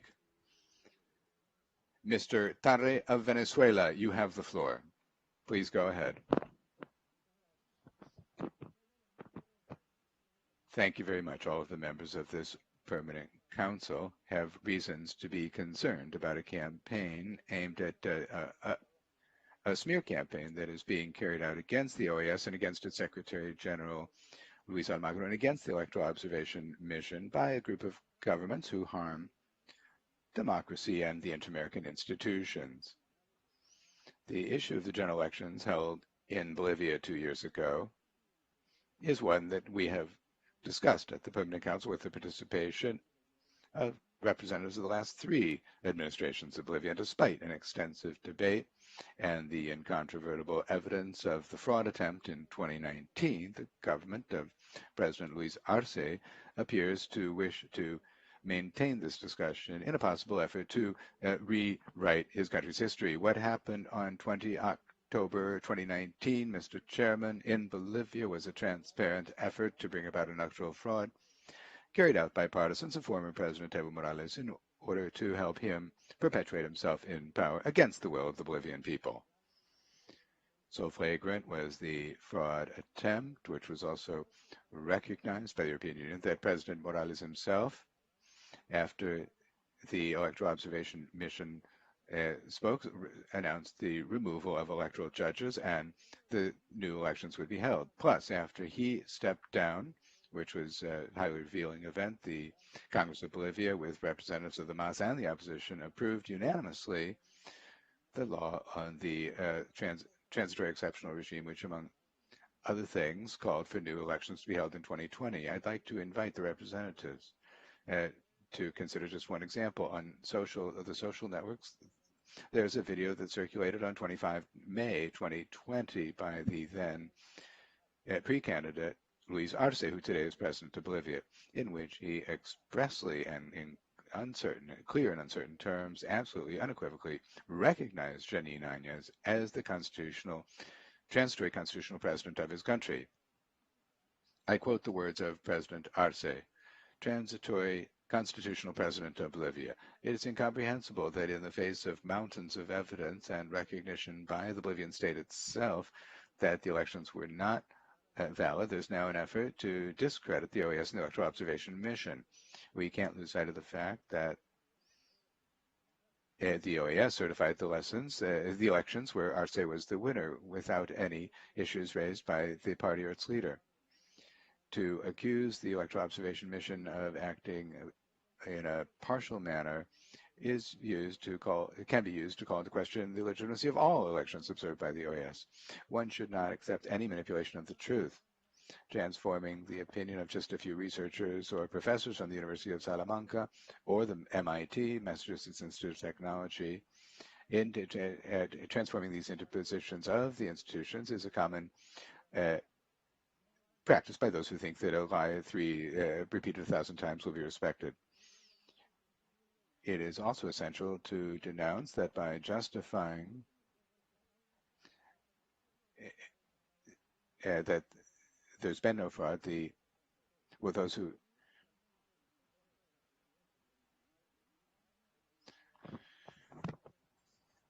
today, the former President Jean Yanez has been detained as being tortured. The solidity of democratic institutions depends on their credibility.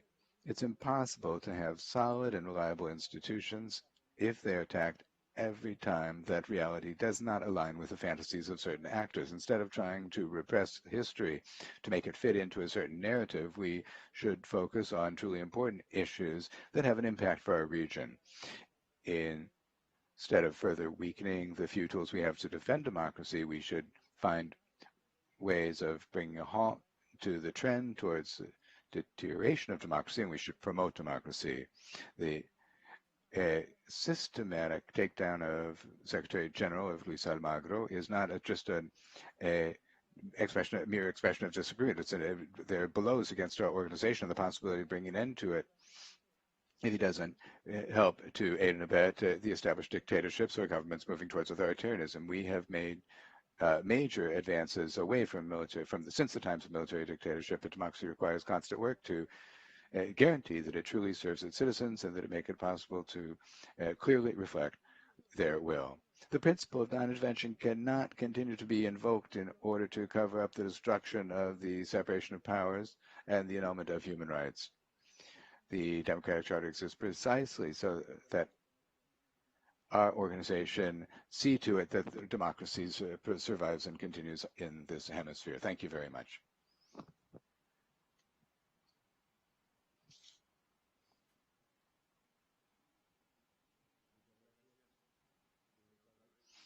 Thank you very much, Mr. Tarre. The permanent representative of Paraguay, Raul Martinez, is recognized. You have the floor.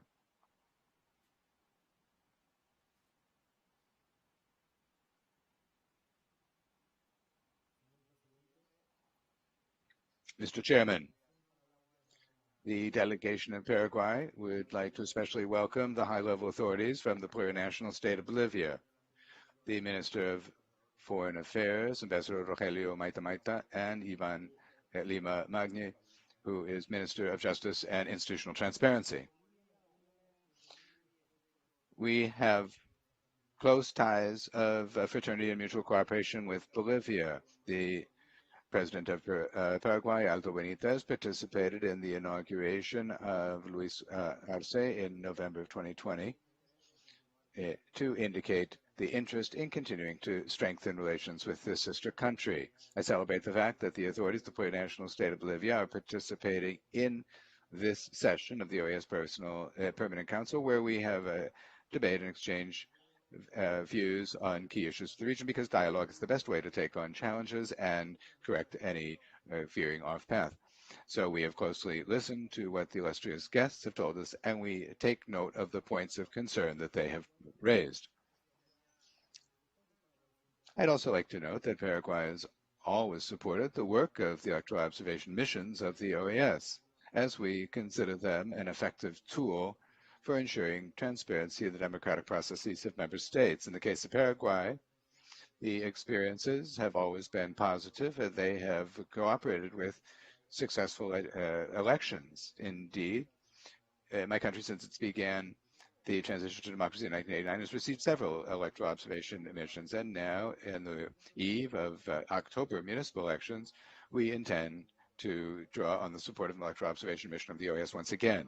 But precisely because it's an essential tool for our democracy, we must take care of its credibility and clear up any doubts that might tarnish it.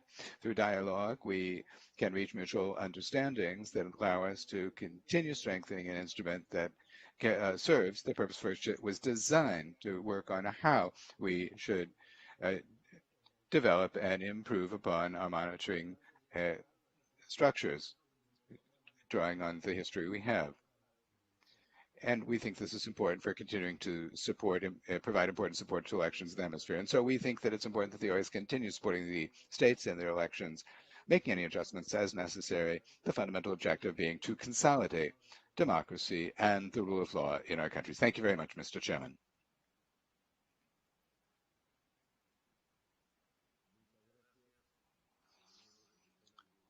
I thank the interim representative of Paraguay, and I now give the floor to the interim representative of Brazil, Aurimar Nunes. Distinguished interim representative, you have the floor.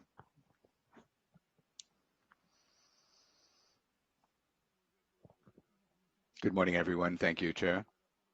The delegation of Brazil thanks the Chair of the Permanent Council for having convened this special session. Brazil would also like to thank the Bolivian authorities for the information that they've presented here.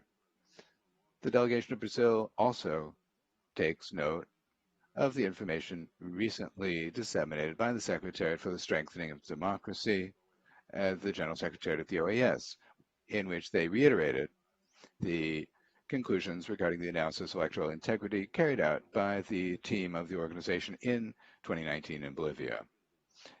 Mr. Chairman, Brazil trusts fully in the electoral observation missions organized by the OAS, considered a high value-added asset, also considering them impartial and professional.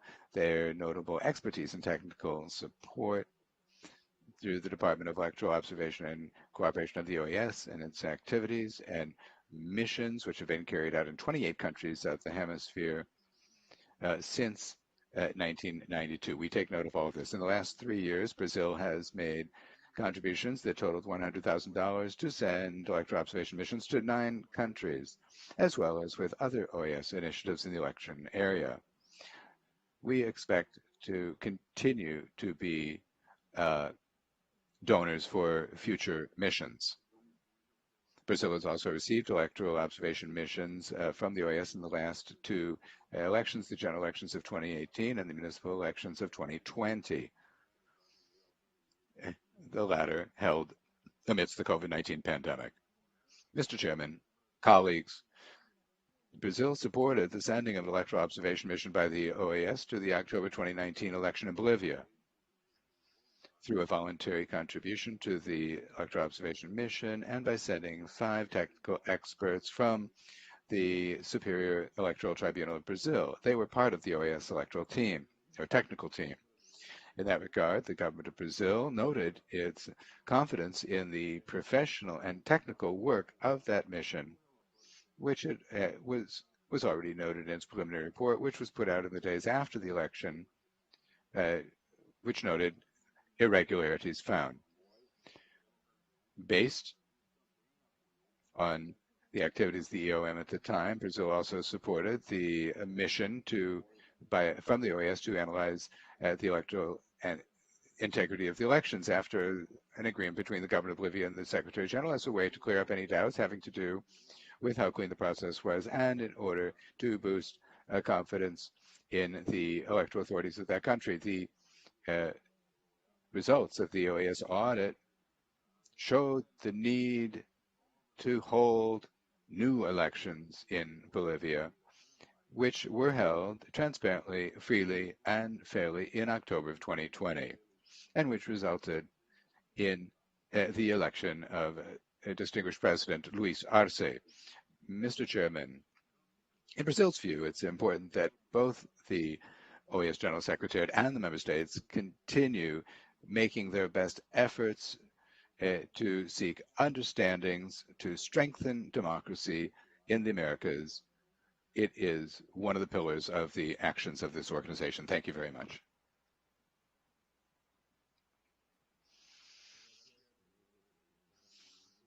I thank the interim representative, and I now give the floor to Representative Hativa, Permanent Representative of Ecuador. Ambassador Hativa, you have the floor.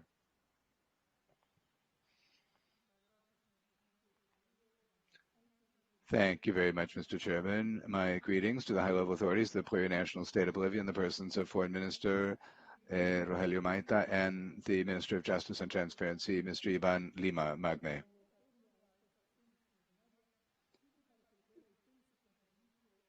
This special session allows Ecuador to reiterate its commitment to one of the essential pillars of this organization, which is democracy, whose legitimacy is based on the holding of free, fair, and periodic elections. Democracy also relies on alternation in the holding of political power in a nation, which implies that being able to be elected president is not a human right and goes against democratic principles in this regard. And in connection with advisory opinion of the Inter-American Court of Human Rights that was issued on 7 June, this is not the right to be elected is not an autonomous right protected by the American Convention on Human Rights. Now, the electoral observation missions, particularly those carried out by the OAS over the years in the terms of the Charter and the Inter-American Democratic Charter and at the request of the member states, these have fulfilled an essential purpose based on technical and specialized criteria, which have enabled them to determine the suitability and transparency of election processes so as to strengthen democracy in the region as a political regime of rights and freedoms. In effect, the presence of the electoral observation missions has contributed to promoting and shoring up the credibility of the Secretariat and creating a climate of confidence and impartiality around the elections.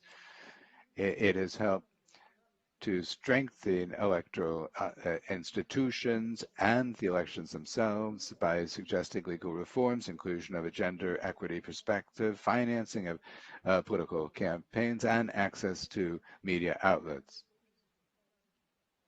Other things might be impracticable. My country and the organization have been building a relationship based on an extensive history of collaboration with 23 missions that have been held, which makes Ecuador the country of the hemisphere that has received the largest number of electoral observation missions. The most recent were those that corresponded to the elections in February and the second round of presidential election in April of this year, which was congratulated by the EOM. And I salute the work of the 16 electoral observation missions that have been deployed in the Americas during these very challenging times of pandemic, beginning with those carried out by the Secretariat for the Strengthening of Democracy and the Department for Electoral Cooperation and Observation.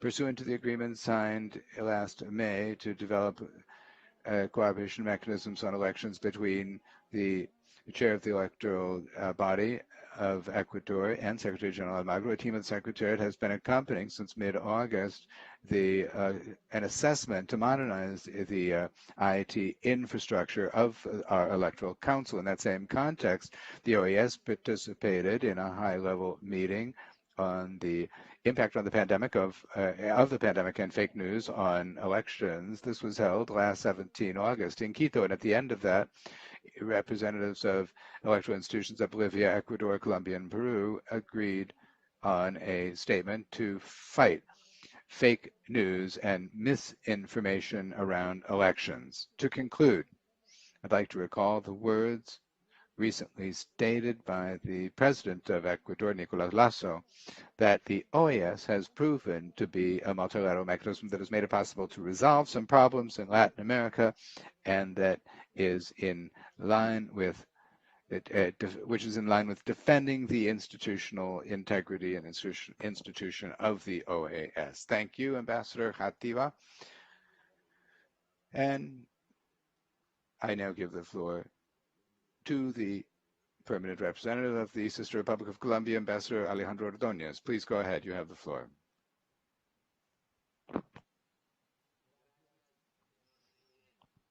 Thank you, Chairman. We salute the presence of the high-level officials of the Bolivian state in this permanent council. Foreign Minister Rogelio Maita Maita and Minister of Justice Ivan Lima Magne, and the Secretary General of our organization, Luis Almagro. We take this opportunity to share some general thoughts about the role of the OAS in the strengthening of democracy as a priority issue in a hemisphere which, moreover, is undergoing a crisis as a result of the COVID-19 pandemic. To speak of democracy in the region requires that we recognize the progress, analyze the challenges, and above all else, that we think collectively about how we can tackle them. What is most essential in the OAS's vision of democracy in relation to its foundational purposes is to secure understanding for an order of peace and justice, to foster its solidity, make its cooperation more robust, and to defend its sovereignty, territorial integrity, and independence. In the task of examining how we can move forward in this purpose, we must recall that democracy in the region has taken a long road with ups and downs, dictatorships, and political alternation. Currently, the rule, with some exceptions that are well known, is having fair and transparent elections. Nonetheless, there are latent risks of erosion. Citizens have a certain mistrust in their electoral institutions and the functioning of democracy, to which is added the impact of the pandemic, which has brought to bear pressure rarely seen around these processes, and with the aggravants of authoritarianism, lack of transparency, influence of drug trafficking, organized violence, and anarchistic trends. La democracia en el hemisferio necesitará. That's why democracy needs to be strengthened with solidarity, and it should be defended collectively if we want to keep it as a shared space. The main challenge is to not go backwards in the face of the expressions and the path that founded these views. The Charter of the OAS, the Inter-American Democratic Charter, are cornerstones in the midst of turbulence. All is based on freedom and freedom of sovereignty of the people, the plurinational political systems and independent organizations for peoples. And in this context then, Colombia recognizes the electoral observation missions of the OAS as a tool for cooperation par excellence to continue to strengthen electoral processes.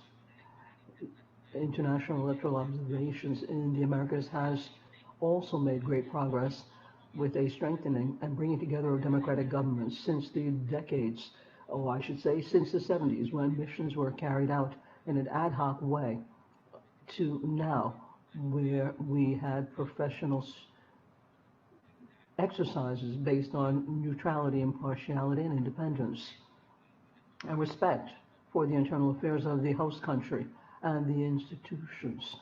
As part of this process, the OAS has consolidated the best system for observation and electoral cooperation in the region through its missions to date, and has carried out more than 270 in 28 of the countries that make up the organization.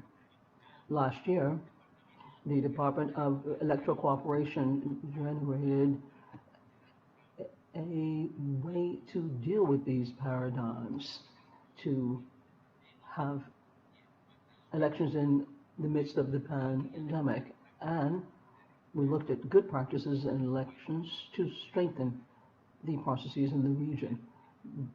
Based on my own experience with 18 missions in our country, we have seen the technical bona fides with the Department of Electoral issues and the way they have complied with their mandate, doing it with transparency and overseeing the integrity of electoral processes.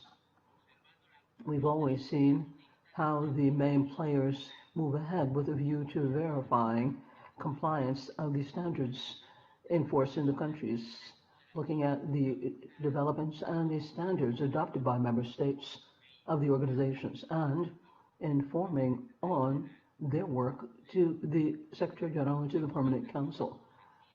This is continuous recommendations that recognize the ups and downs and the need for improvements have been recorded, and oftentimes they were reported. Many were incorporated in the Colombian electoral code reforms, which is in the legislative agenda. 2022, we will have presidential elections and congressional elections as well. And very soon, once again, we will extend an invitation from the national government to have an OAS electoral mission. Once the National Registry and the National Electoral Council moves ahead with this, and they have sent an MOU to implement a host of different recommendations made by the mission sent to our country. All of this is an indicator of the valuable contribution of the organization to strengthen the development of processes, systems, and collective mechanisms in defense of democratic order. Thank you very much, Mr. Chairman. Thank you, Permanent Representative from Colombia. I have to remind all representatives of the importance of abiding by the time frame. This is really very important because we really have a long list of speakers, and at the same time, we have to bear in mind that this afternoon at 2:30, we will have a regular meeting of the Permanent Council. I'd now like to give the floor to the distinguished representative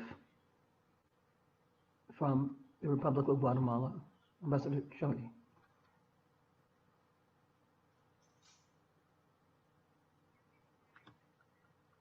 Thank you very much.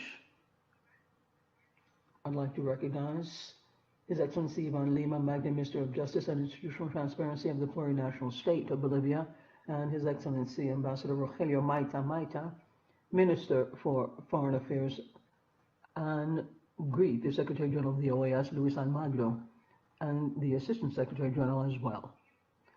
In the context of the presentations from the high authorities of Bolivia, Guatemala continues this commitment with the decided exercise of democracy and democracy as pillars for the inter-American system, as it builds the tools for prosperity of the hemisphere, always bearing in mind its main mission, the defense and promotion of democracy.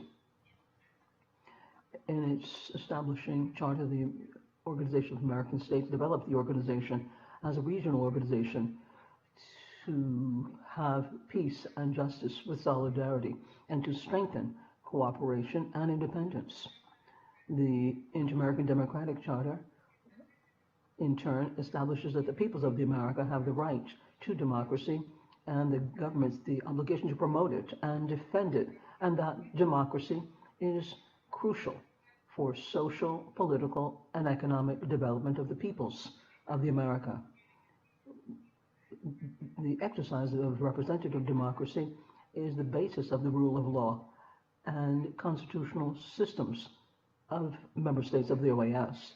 Guatemala reiterates that it is wedded to the main elements of representative democracy, in addition to others, respect for human rights and fundamental freedoms, access to power, and its exercise undergirded by the rule of law, and holding periodic elections which are fair and based on these universal pillars, which are secret as an expression of the people's sovereignty, and the organizations and political operations with independence of all branches. We have truly valued the work carried out by the Secretary General through its Secretariat for the strengthening of democracy, with a view to strengthening political processes of all member states, and particularly in following up democracy as the best option to guarantee peace, security, and the development of our region. I would like to reiterate in recognizing and acknowledging all the initiatives with the Secretariat of the organization moves ahead. This is done with a view to upholding permanent service and professional service of observation and technical cooperation for elections for all member countries. Since its very inception, the electoral observation missions of the OAS have become a very efficient mechanism to strengthen and defend democracy in the region, thus promoting recognition of political rights and particularly elections as a legitimate expression of all citizens to elect and to be elected in a free and transparent way, as well as to have full-fledged respect by all citizens. We recognize in this regard that these have been the building blocks to guarantee legitimacy for all electoral processes, including during tough times, as we have seen in history, in the midst of a pandemic with very special protocols.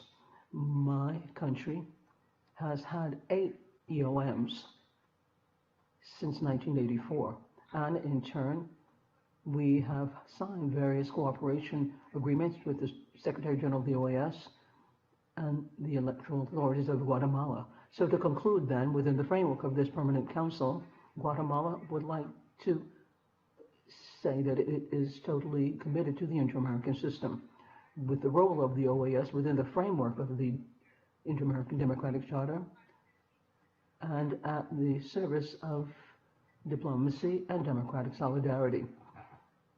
By strengthening the OAS, not only as a regional organization, which is one of the oldest of the world, but also as a political, legal, and social forum, which is the most important in the hemisphere, at the service of its states. And I reiterate the trust in dialogue amongst states and all bodies in this organization, so that we can continue together to forge more development, more cooperation, better integration, better solidarity. As the host country of the 51st General Assembly of the OAS, Guatemala hopes that we will have the spirit that prevails to strengthen this cooperation and always strengthen the institutional organizations of the OAS. Thank you very much, Mr. Chairman. Thank you very much, Permanent Representative Ambassador Chivali. I give the floor to the Permanent Representative of the Dominican Republic, Jose Fiallo. You have the floor. Thank you very much, Mr. Chairman. We truly appreciate your convening this meeting. My colleagues, the Dominican Republic would like to thank all for the comments on the elections, and we share the processes that have been carried out thus far. This has been done with a view towards moving ahead. And we look forward towards all transitions to democracy.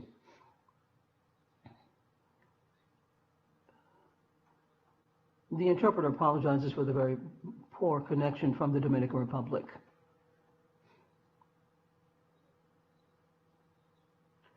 Once again, we have seen these elections with the EOM in place. As such, we specifically appreciate rights, especially elections, and elections that are transparent.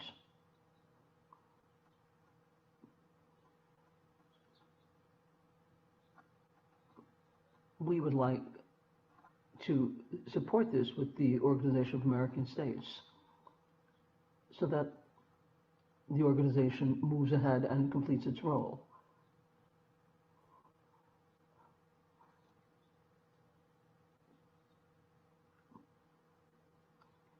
My colleagues, dear colleagues, in these processes, the EOMs have exhibited solidarity,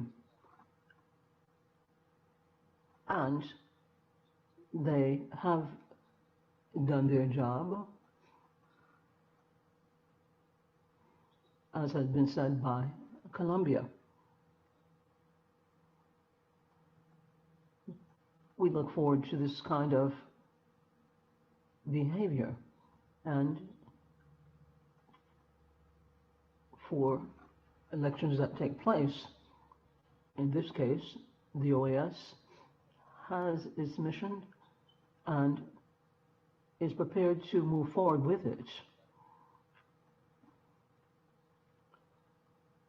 This is done with transparency. And then, secondly, for the mission last year,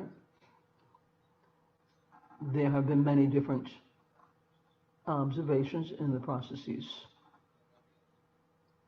The quick reply behind our institutions has allowed us to carry forth these missions and to abide by the judicial order. We truly appreciate all positive contributions. There is no doubt that this has contributed to the strengthening of the social fabric. And for the future, we would like to work in our capacities supporting states and walk by their side. Thank you very much, Mr. Chairman. Thank you very much, Representative from the Dominican Republic.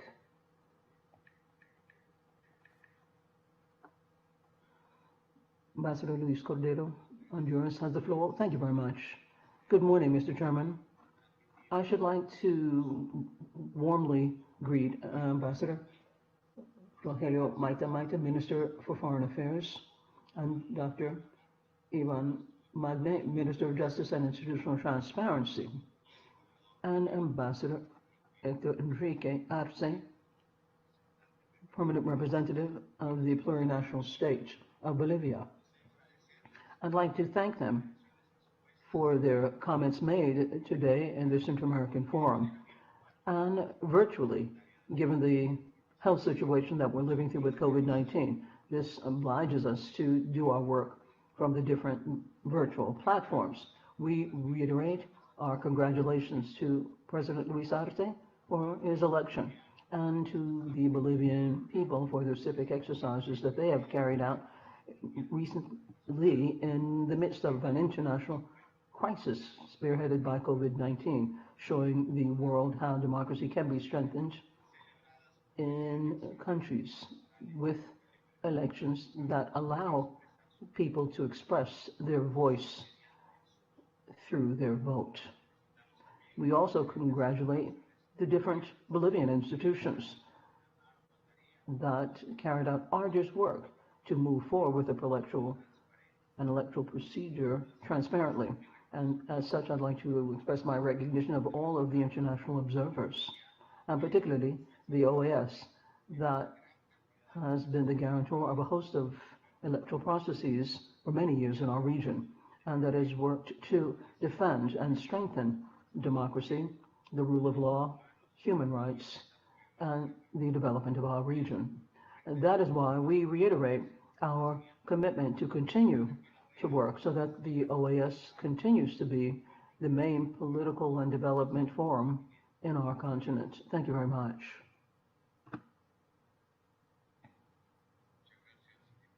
Thank you very much, Ambassador Cordero. Your representative from Canada has the floor. You have the floor, Canada. Permanent rep from Canada has the floor. Mr. Juminville. Merci beaucoup, Monsieur le Président, and thank you for granting me the floor this morning. Canada strongly supports the work of the OAS in promoting and defending democracy in the Americas. Canada believes the OAS plays a key role in monitoring the integrity of elections and promoting democratic governance in our hemisphere, in keeping with our collective and ongoing commitments outlined in the Inter-American Democratic Charter. We were pleased to support the OAS Department of Electoral Observation and Cooperation in its electoral observation and electoral integrity analysis missions for the 2019 elections in Bolivia, as well as the electoral observation mission for the 2020 presidential elections. Canada will continue to support DECO as it conducts electoral observation missions and provides technical support to electoral management bodies in OAS member states across the Americas. Monsieur le Président, en guise de conclusion, le Canada note que Given this, we would like to celebrate the 20th anniversary of the Inter-American Democratic Charter. This is a time to reconfirm our commitment to it. Canada continues to be a servant and an undeniable spearheader of democratic processes. Thank you. Muy agradecido, señor. Thank you very much, Interim Representative from Canada. I would like to give the floor to the representative from the United States. Brad Frieden, you have the floor.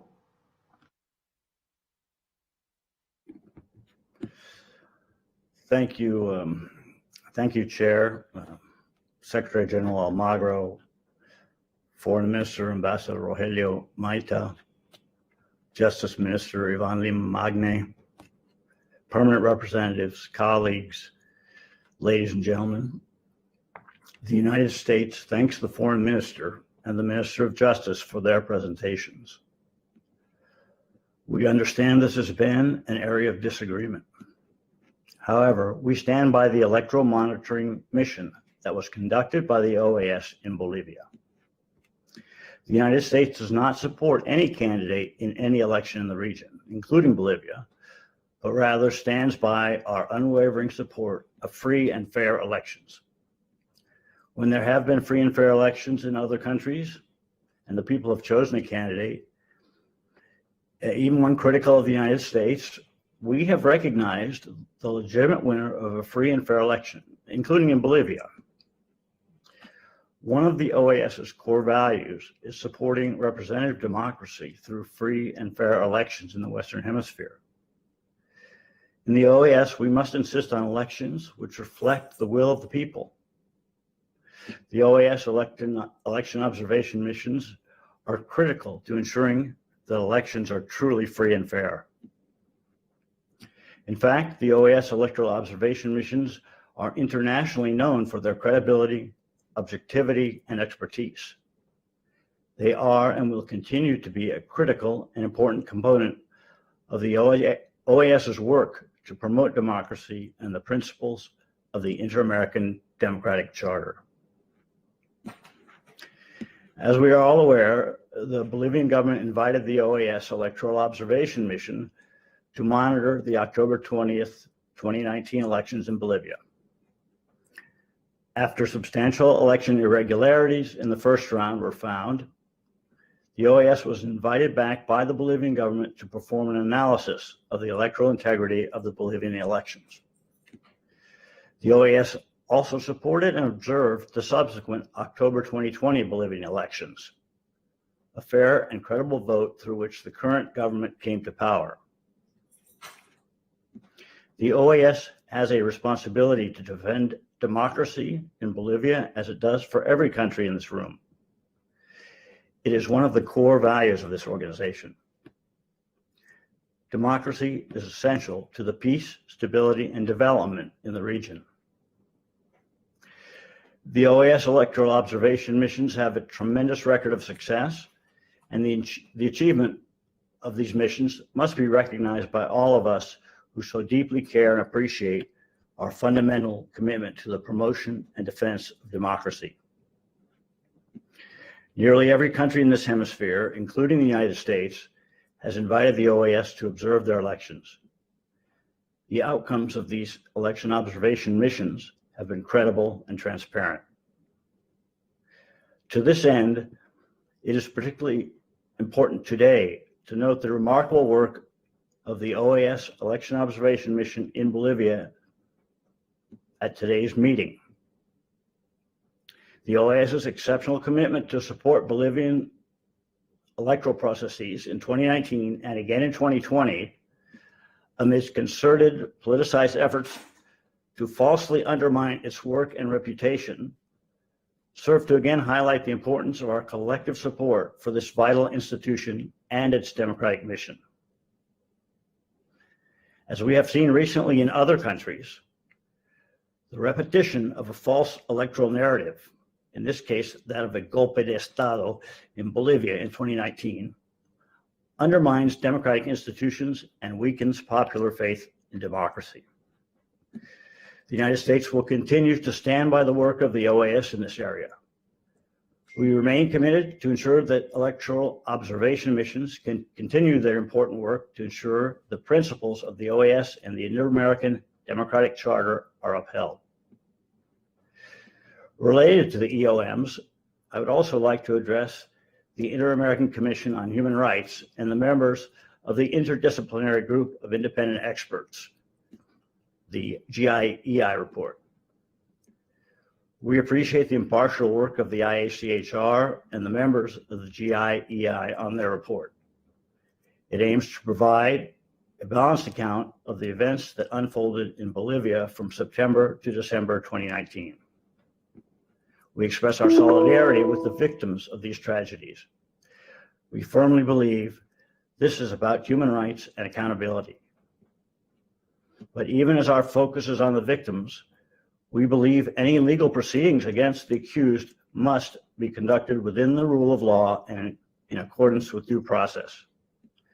The human rights of all parties must be respected in order to show the world credible and transparent justice has been served.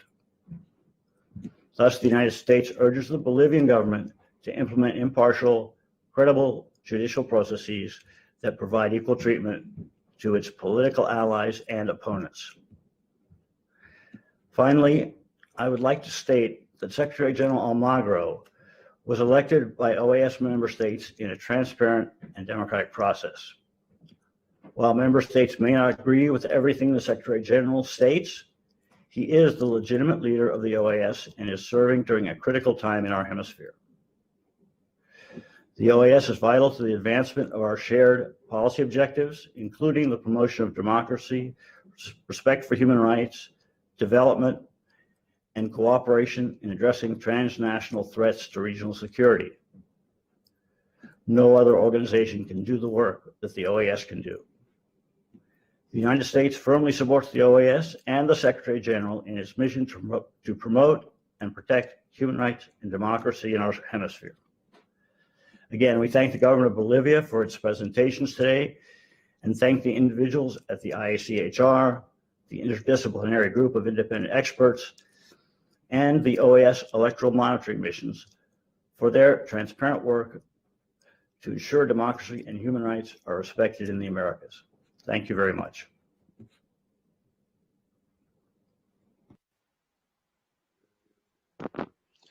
Thank you very much, Representative Frieden. I see a new request for the floor. Ambassador Bouchy Edmond of Haiti. Ambassador, you have the floor. Thank you, Mr. Chairman. The delegation of Haiti would like to extend greetings to the Minister of Foreign Affairs of Bolivia, and likewise the Minister of Justice. And we'd also like to thank them for their very informative presentations, which they have presented to this august assembly. I'd like to be very brief. I simply wish to offer the firm support of the Republic of Haiti for the electoral observation mission system of the OAS and the department. We believe that the democracies hemisphere-wide would not be what they are today without the arduous work by the technical personnel of DECO, the Department of Electoral Observation and Cooperation, and of the OAS. As we need to have watchdogs for corruption and for human rights, the presence of OAS observers has always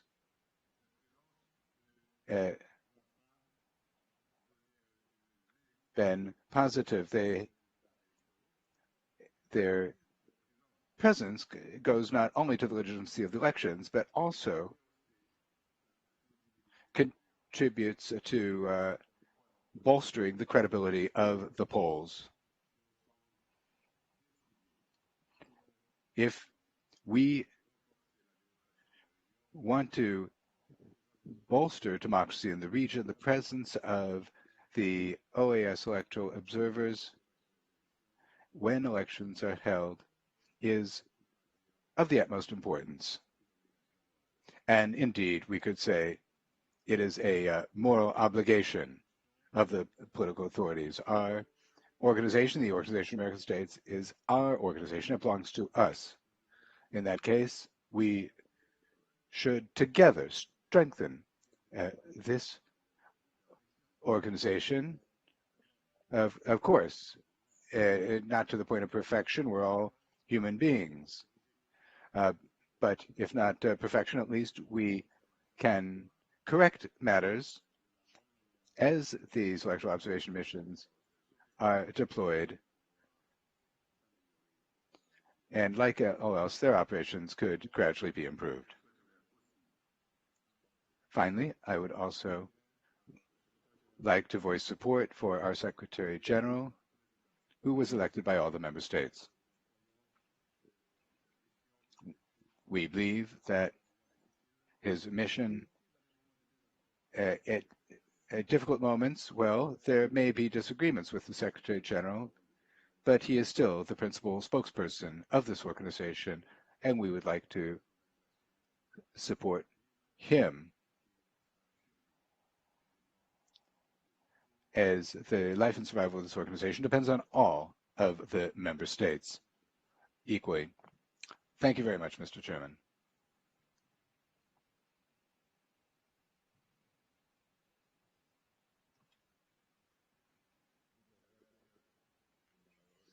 Thank you, Ambassador Edmond. We have one more or two more representatives seeking the floor. Ambassador Washington Abdallah of Uruguay. We celebrate that you are back, and we also greet you warmly, as this is the National Day of Uruguay. Please, you have the floor, Ambassador Abdallah. Thank you. I'd like to pay respect to the Minister of Foreign Affairs of Bolivia, as well as the Minister of Justice and Transparency. And naturally, also my friend, Ambassador Arce of Bolivia. He and I have discussed some of these issues. The OAS is going to survive everything because the OAS is a multilateral organization in which we, the member countries, have different philosophical outlooks, but we share a common creed, which is the fact of understanding that in a sphere or in a forum in which we participate, because we are here participating voluntarily, one builds a collective narrative that is ever more keen with respect to democracy. Now here we come to here the problems come up, but approaching democracy as much as one can doesn't necessarily mean the same thing for each and every member of this organization. There are some members of the organization who call democracy what others of us don't call democracy. And this is not a childish debate or something irrelevant. It's absolutely substantive. That is why the effort and the exercise of the organization is to try in one way or another to build and go forward with an idea in which what reigns is not consensus, it is sharing. It is participating and to provide feedback to one another based on different historical, philosophical, and political experiences. We're very different peoples. That is our strength, but we are a single hemisphere. That is the other strength. We are, I would say, from the unity that we have as countries in an ambit such as our own, where we need to continue preserving institutions, the key is to respect diversity. That is the key. Now, I come from the time of Baena. I have participated in electoral observation missions, in a huge number of electoral observation missions, and to very different countries, where perhaps for some the standard of quality of democracy might have been a little greater, a little lesser, but in one way or another, from that time to date, and I'm talking about decades back, what we have been shown is that the electoral observation missions are tangible. They are a concrete asset of this organization, and they are, even though some might not like it, are results-oriented.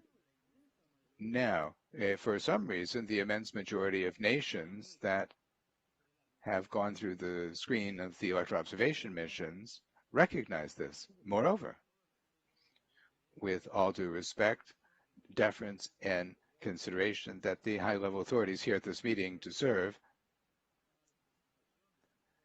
the participation electoral observation mission of the OAS ends up legitimizing in one way or another those who are here today.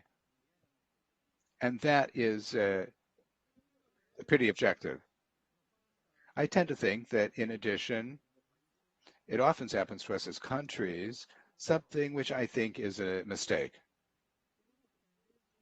which is that we have a tendency to arbitrate, to affiliate, and I would say elegantly, no one should be offended, with clubs. There's a club on the one side, there's a club on the other side, there's a club that sympathizes with a given current. And, well, the truth of the matter is I think that's a mistake. I think that when we are inside this organization, in the organization, the club is the Americas. The club is democracy. The club is the Democratic Charter. It is the Inter-American system. That is the only club. And I don't think it's good for us to be wavering one way or another, depending on who is in which zone, because that tends to undercut the value of the institution. It conspires against the institution. It subverts it, and it brings it down. This cannot be like that. It's not, well, depending on the regional majorities, where do they stand from the political party or regional standpoint? It's, I'm going to either, depending on that, I will applaud or criticize the organization. I think that's a great mistake.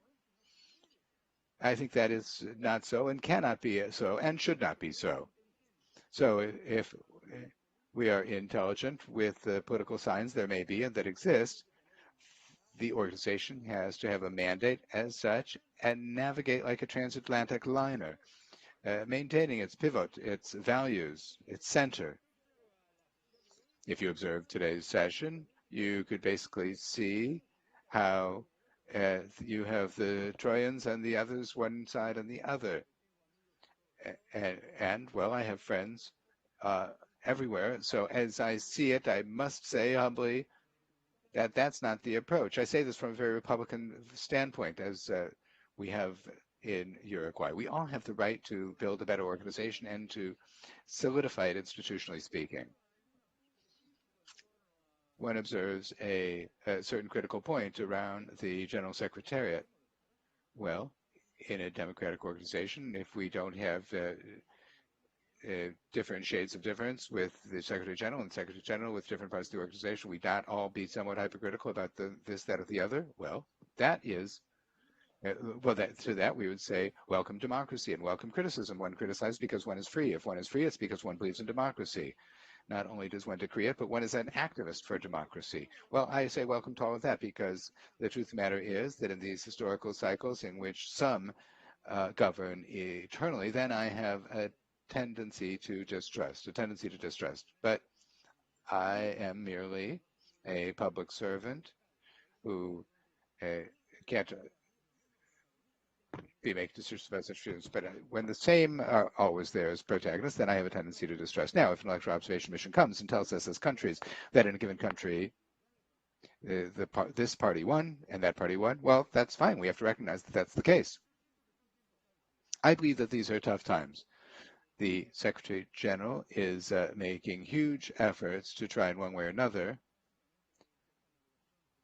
well, to have this whole navigation operation work. Now, observe carefully that the General Secretariat has carried out observations of countries where there's certain political bias in one direction and others where there's political bias in the other direction. I hope I'm being clear. That is to say, the idea that there's a given script that goes in a given way, some, and I hear much softer discourse today, and I say, welcome, welcome, respect for all of this. And there's some expressions that hurt me, and they hurt me because what I say is we who are in the organization are here because we think that the work is useful and functional. So what we need to do when we feel that something must be improved is propose, be active, propose, suggest. And I think that's what's going to happen, and that's what's going to be done. The somewhat generic expressions, well, I think the best they can end in something specific, something concrete. Maybe multidimensional security should not be approached in this way, or certain aspects having to do with drug trafficking. We have a commission that works on that. So if you know what I mean, let me now be more concrete, speaking about Bolivia as such. I hear you with great respect. You are my brothers. You are my regional brothers. I listen with great respect. Now, but what about the technical reports that were done here?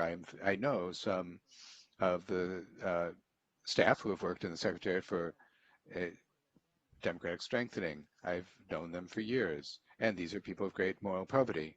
I can't imagine them being involved in orchestrating anything that would be absolutely vitiated with anything. That I don't believe, nor do I believe that expressions about what may have happened or what happened are a determinant. I think that the processes of each country are particular to each one.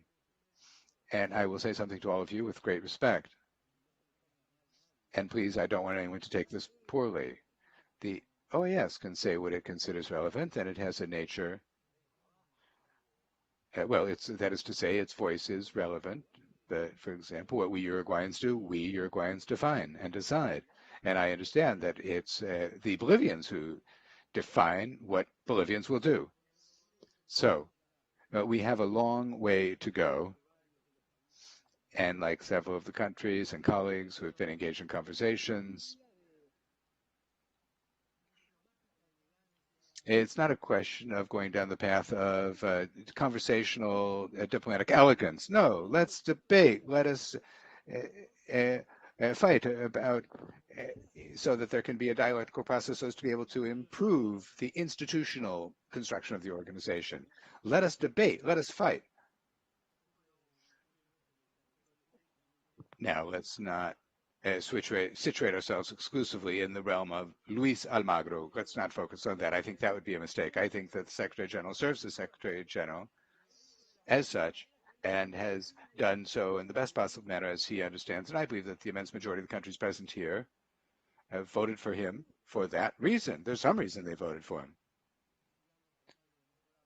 So let us all continue trying to improve ourselves. I think that is the way, and not go along the sidelines. I think at the end of the day, we wouldn't gain anything. Result? Greater capacity for tolerance, some countries said today. Let's be tolerant. We're different. Let's be tolerant for others, that may others be tolerant for us. We have different capabilities. We need to learn from one another. And if we all make mistakes in terms of what our ideal for construction of Latin America may be, well, we need to improve that as well. We are us, and the rest is the rest of the world. And part of the direction we need to give ourselves is that either we will become more integrated, or we will be forced to bow down. We have to integrate better North America, Central America, South America, or we may be taken down. No one is looking out for us, and any path forward that brings about disunity, disintegration, the only thing that does, well, it gives more room to the other players. And we need to make a monumental effort, even within our own players. We need to convince one another that our integration needs to be much greater and not just play on the small field, to see whether it goes well in a short play. No, this is a long-term game, and we have players on the other side everywhere across the planet who aren't going to make things easy for us at all, not at all. So that means we are alone as a hemisphere. And from the biggest to the mid-sized to the smallest, I'm one of the small ones. But we are giants in terms of Republican principles. We Uruguayans know exactly where the limits of democracy are because of our own experience and work that we have done. That is what I wanted to say. Thank you, Chair. Thank you. I now give the floor to the Secretary General. First, I'd like to mention, I asked the delegates to please be careful because the point of order button is very sensitive. And several have unintentionally pressed it. At any rate, I take this opportunity to reiterate that any point of order, according to Article 50 of our Rules of Procedure, cannot go to the substance or the merits of the matter under discussion. Having said this, I now give the floor to Secretary General Luis Almagro. You have the floor. Thank you, Mr. Chairman. First of all, I'd like to welcome to this principal political forum of the hemisphere Foreign Minister Rogelio Maita and the Minister of Justice of Bolivia, Ivan Lima. In addition, Mr. Chairman, since certain technical aspects have been referred to, technical aspects of the electoral observation missions and of the specific mission that produced the integral analysis of the Bolivian election, if you could give the floor to the Executive Secretary for Strengthening of Democracy, Francisco Guerrero, to make a technical presentation on this issue. And I'm going to reiterate, please be as brief as possible and as concrete as possible. And I would follow to touch upon 2 or 3 legal aspects that I think are relevant in light of the points that have been raised here today. Thank you, Chair. Yes, Secretary General. I echo what you've said about the need to be brief. So as part of your statement in your time, I now give the floor to Francisco Guerrero, who is Secretary for the Strengthening of Democracy. Mr. Guerrero, please, you have the floor.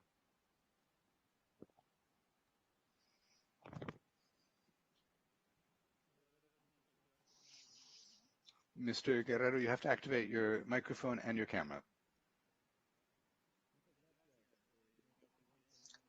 Thank you very much, Mr. Chairman. Thank you, Secretary General. Last 29 July, at the session of the Committee on Juridical and Political Affairs, I had the opportunity to share some notes regarding the work, generally speaking, done by the electoral observation missions. On that occasion, Ambassador Arce referred to the study undertaken by a team from the University of Salamanca, which has, and at the same time, and this has been mentioned in relation to the work done by the organization, I undertook to analyze it once I had access to the document, and thus the technical team of the Secretariat for the Strengthening of Democracy did closely analyze its findings and conclusions. And accordingly, we've already publicly expressed our technical position. Now, allow me, as the Secretary General has instructed me to do, to reiterate a few things that illustrate the facts. First, it should be clarified that the Salamanca report does not analyze key aspects for understanding what happened in the elections of 2019. The report, which was done from a distance, 1.5 years after the events or the facts, was done by a hired team without experience in researching electoral matters.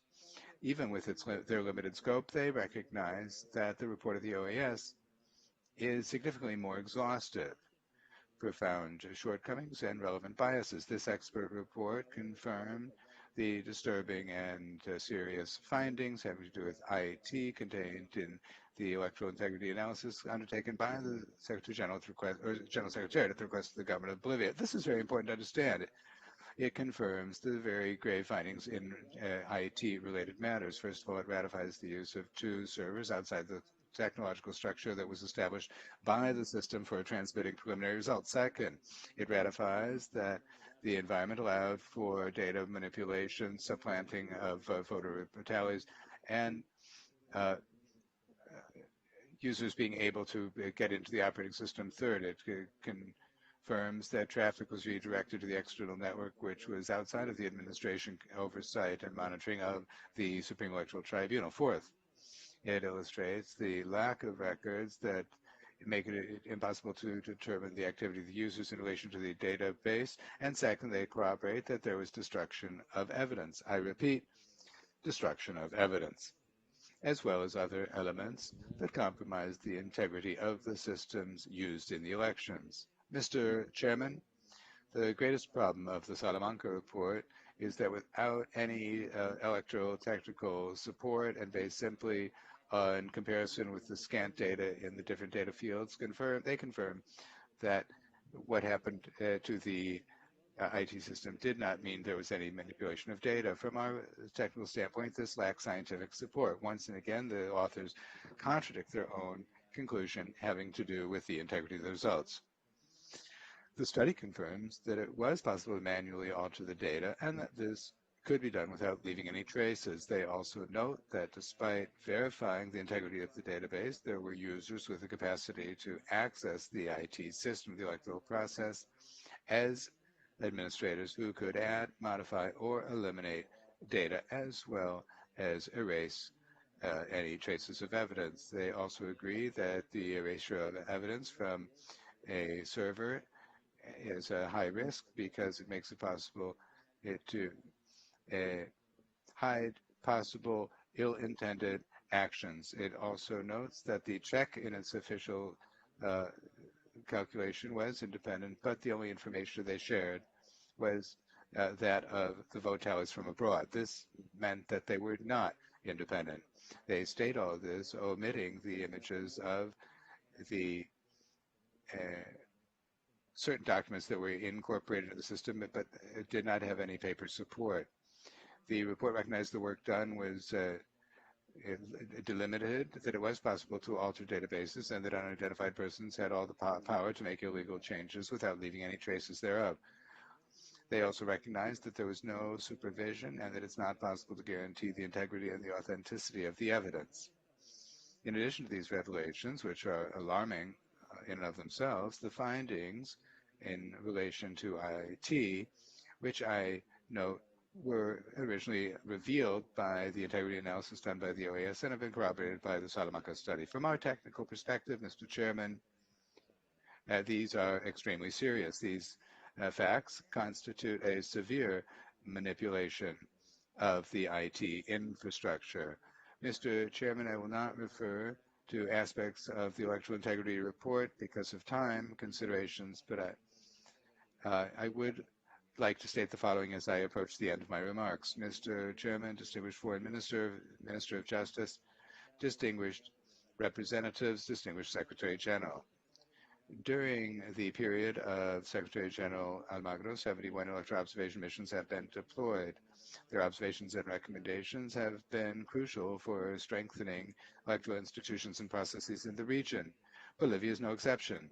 To the contrary, it has worked, arduous work has been done to preserve Bolivian democracy in the face of serious affronts. Let us recall the electoral observation mission that was deployed in 2019 was made up of 92 experts and observers from 24 nationalities. The team that participated in the analysis of electoral integrity was made up of 36 persons from 17 countries. These observers are not political actors. They are exceptional technical personnel who are rigorous and dedicated to their work. The commitment of these observers begins and ends with the integrity of the democratic systems of the region. These are persons who do meticulous and dedicated work exclusively to preserve democracy. Comparing the arduous work of these experts with deficient and biased reports is an unfortunate attempt to change reality. But no matter how much one insists on this situation, despite wanting to abstract from and deny reality, it cannot be changed. An effort has been made to construct a narrative that seeks to discredit the electoral observation work of the OAS. The best antidote to such a high, intense level of disinformation is the work done by the electoral observation missions themselves throughout the region, particularly during the pandemic. Mr. Chairman, I would like to thank the words of technical recognition, not only to the Secretariat and DECO, but all of the electoral observers who have participated in these missions, and to all the countries who've contributed to them, my congratulations. The OAS will continue to contribute to the discovery of the facts and manipulation of the electoral system, and where fraud was asserted, the cooperation of the authorities, and the results of an irresponsible management of an electoral situation. These are all circumstances that took place in Bolivia, that were generated in Bolivia, and which are not the responsibility of the electoral observers. As I indicated in the session of the Committee on Political Affairs that I've referred to, those expressions that seek to attach an ideological label to the electoral observation missions find no foundation in reality.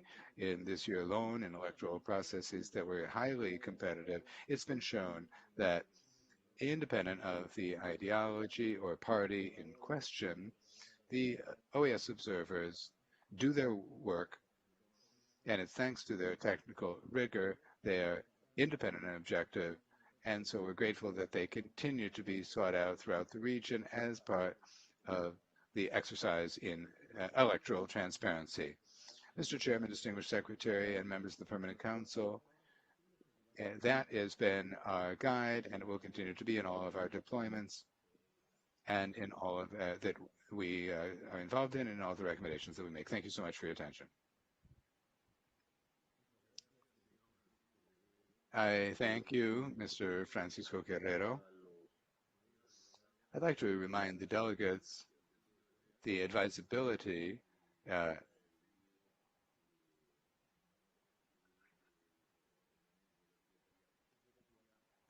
if you could please submit to us a written copy of your important remarks to the Secretariat of the Permanent Council. Secretary General, you continue to have the floor. Thank you, Chairman. I'd also like to thank everyone for their work and all of the presentations that have been made, those in favor of the General Secretary, those against the General Secretary, whether you like our work or not. Everything is a contribution, and everything can help make our work ever more objective, ever more impartial, and with an ever greater commitment to democracy and the principles of the inter-American system. I'd like to make legal references to a couple of issues. Mr. Chairman, the Organization of American States has no powers beyond what is conferred upon it in the Charter. There are no provisions that allow it to meddle in the internal affairs of the member states. The Charter of the Organization of American States says as much. I never had any doubts that when the text is clear, there's no room for different interpretation. It clearly says these are matters for the internal jurisdiction of the state, the defense of human rights, the defense of democracy. Each of the elements of our work today have to do with matters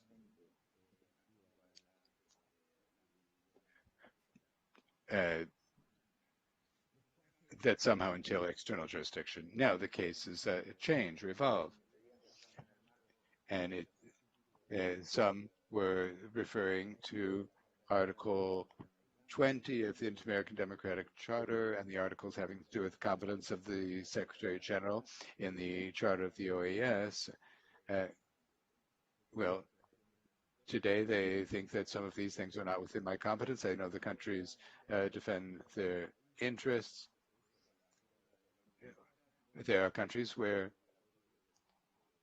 that applauded when we spoke up when the democratic order was at a rupture point to say now that we should not meddle in internal affairs. The Secretary General may regulate the norms that govern the system that we're all part of. It's my obligation. I should not step down. I must not step down. We all have the same obligation, which is to preserve compliance with international law, which is common to us, and in relation to which the inter-American system has been a pioneer.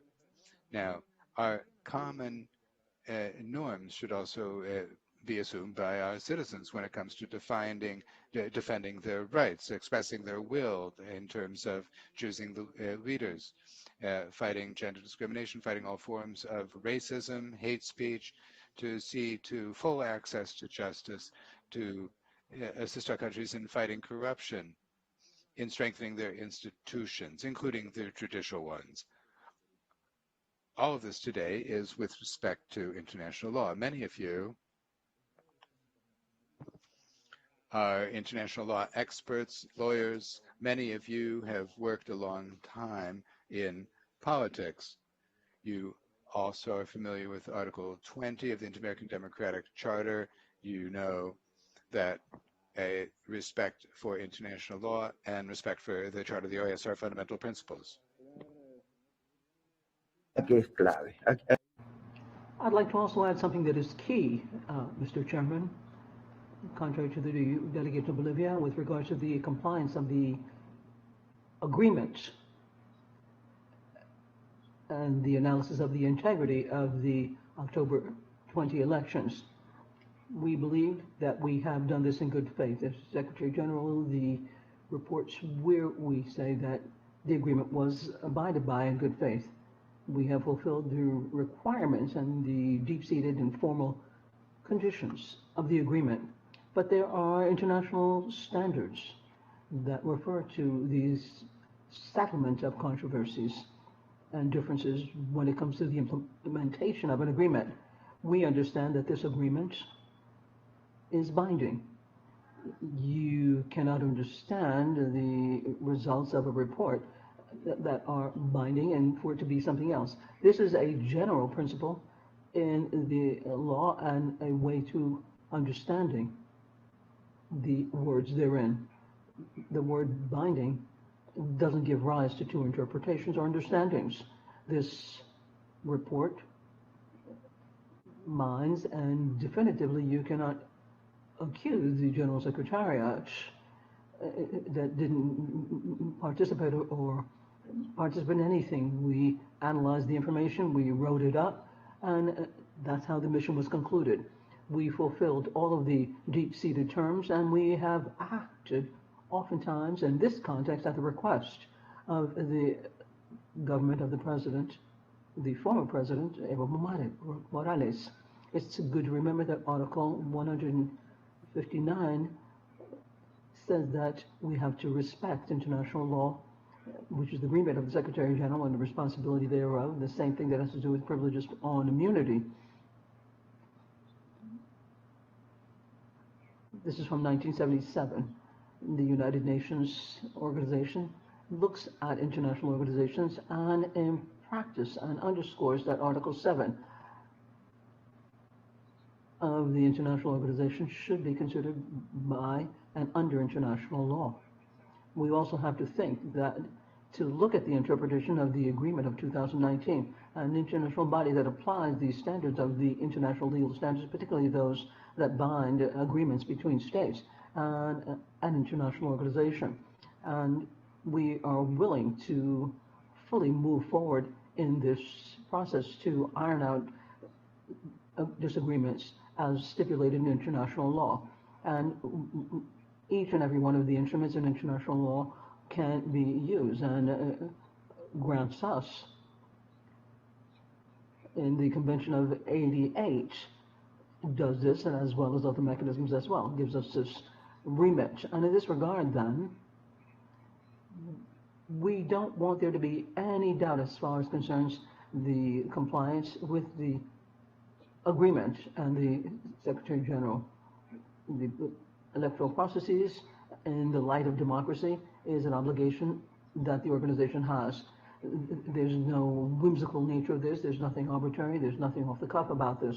There is no shadow of a doubt as to the fact that we are right. We have no doubt as to the full-fledged compliance with the exercise. We complied with everything with the Bolivians, and we complied with everything that was asked for by the missions and the observation missions and other missions that visited the countries. So there's no shadow of a doubt. Definitively, we are absolutely legally certain in this regard.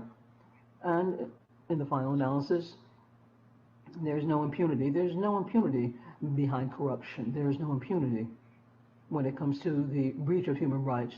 There is no impunity when it comes to crimes against humanity. And we will go forward. We will work as necessary to ensure these values. And times before, we have worked with international legal law, and neither corruption nor any violation of human rights can be ever accepted, nor can we ever accept impunity. Mr. Chairman, I truly appreciate this opportunity, and we appreciate all of the comments that were made in this regard.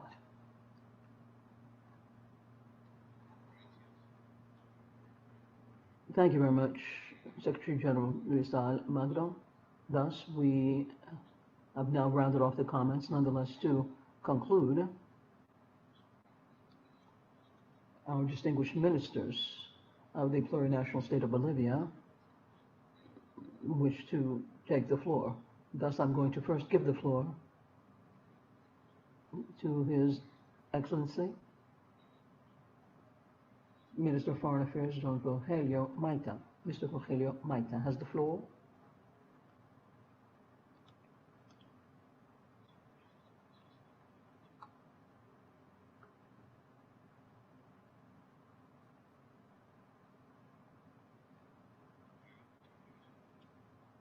Mr. Minister, you have the floor.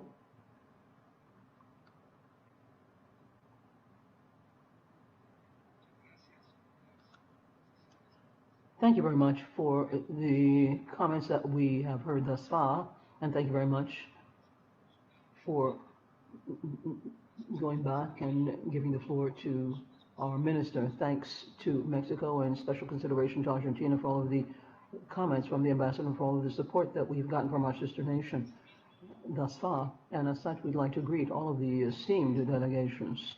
I think that there is a point that we have to specify. The EOMs are not being evaluated right now. We're not saying that the EOMs have flown against democracy.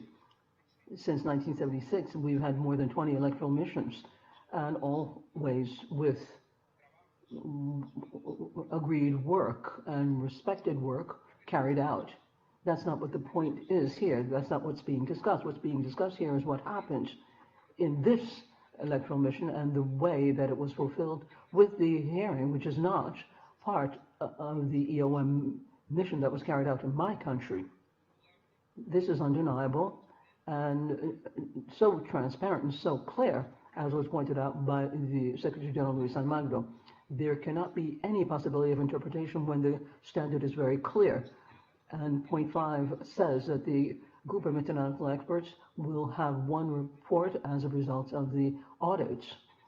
And this should be submitted to the plurinational state through diplomatic channels, which didn't happen in this case. It was a preliminary report, which is the one that generated and gave rise to all of the breaches of human rights in my country.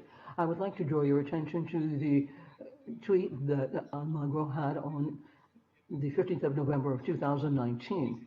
And it states, and I quote, "I spoke with President Agnes, and she gave support to the Secretary General for the next electoral process, and we agreed to send an EOM mission to Bolivia for electoral cooperation, for early elections, and for the participation of the country." At that time, the massacres had already taken place, and Bolivians were dying. Whilst he was talking to Janine Agnes on this topic, there were host of breaches of human rights which took place because of the non-compliance of point 5 of the agreement. No one spoke about a preliminary report. We don't have any preliminary report between the parties. A report through diplomatic channels was the one spoken about, and there are crucial points for us, and that is the transparency and the level of dialogue that we are having with the truth for us. And this aspect, this binding aspect that international law has with all the instruments has to be respected. It has to respect the basic principles of good faith. As a country, we have accepted in good faith that the OAS was going to comply with a report through diplomatic channels, not a preliminary report at 4 o'clock in the morning that would give rise to all of the breaches of human rights that the country went through, and worse yet, days after that, which gave rise to a dialogue with the president whilst the most cruel massacres were taking place since our recovery of democracy. Somebody at that time, and I'm not going to refer to the statements made by Mr. Guerrero, because that is exactly what we're questioning. This is exactly what we're criticizing.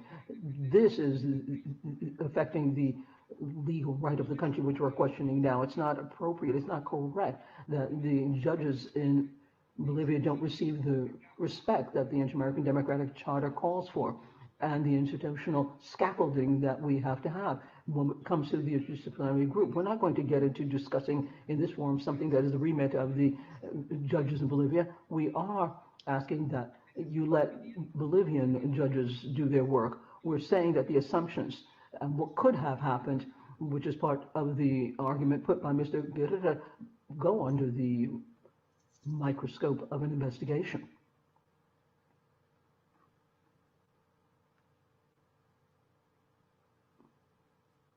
The speakers have frozen. Apparently we have a problem with the connection at this time, says the chair.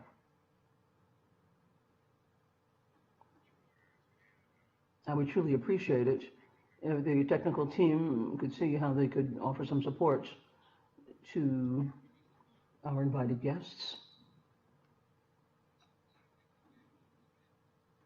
We're going to look after this and look after the technical issues immediately, Mr. Chairman.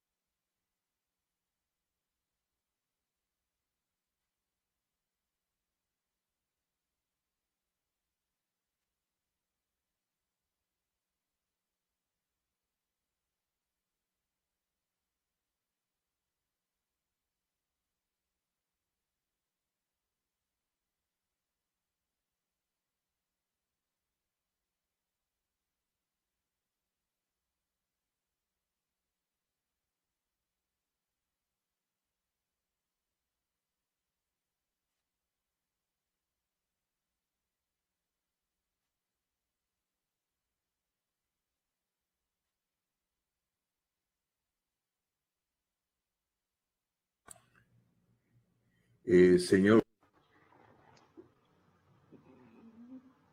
Assistant Secretary General, can you tell us anything? Can you give us an update? Yes, we have a technician in contact with them. Mr. Chairman, thank you very much.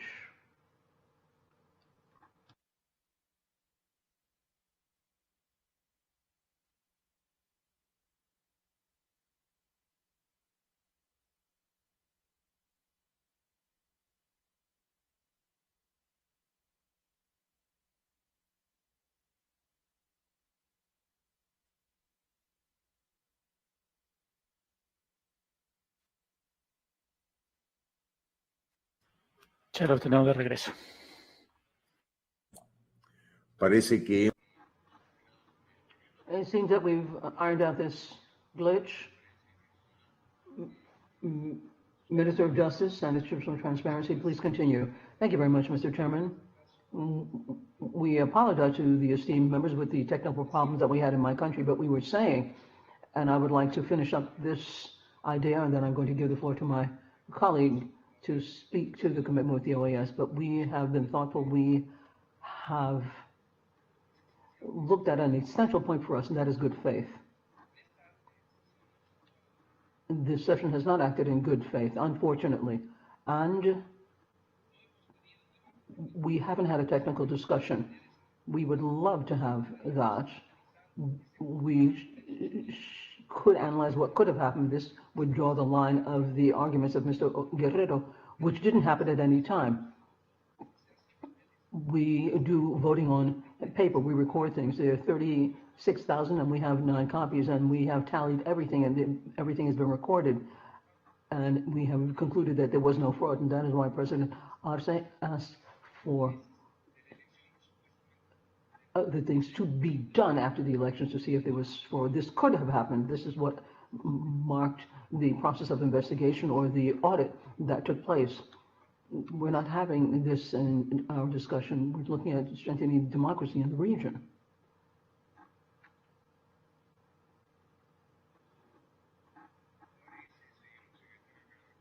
Secretary General, it seems that we have another similar problem. Can we go back and solve this? The minister's screen is frozen. Yes, we're going to task some technical people with ironing this out.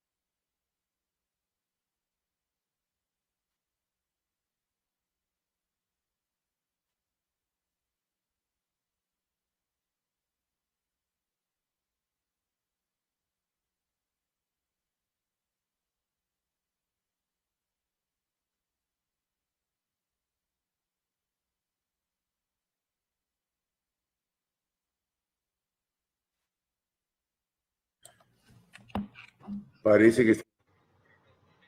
It looks like we are connected once again, so Minister, we'll follow your comments now. Thank you very much, Mr. Chairman. Well, it's not because of the pandemic. We love to see you, and we love having these very productive dialogues.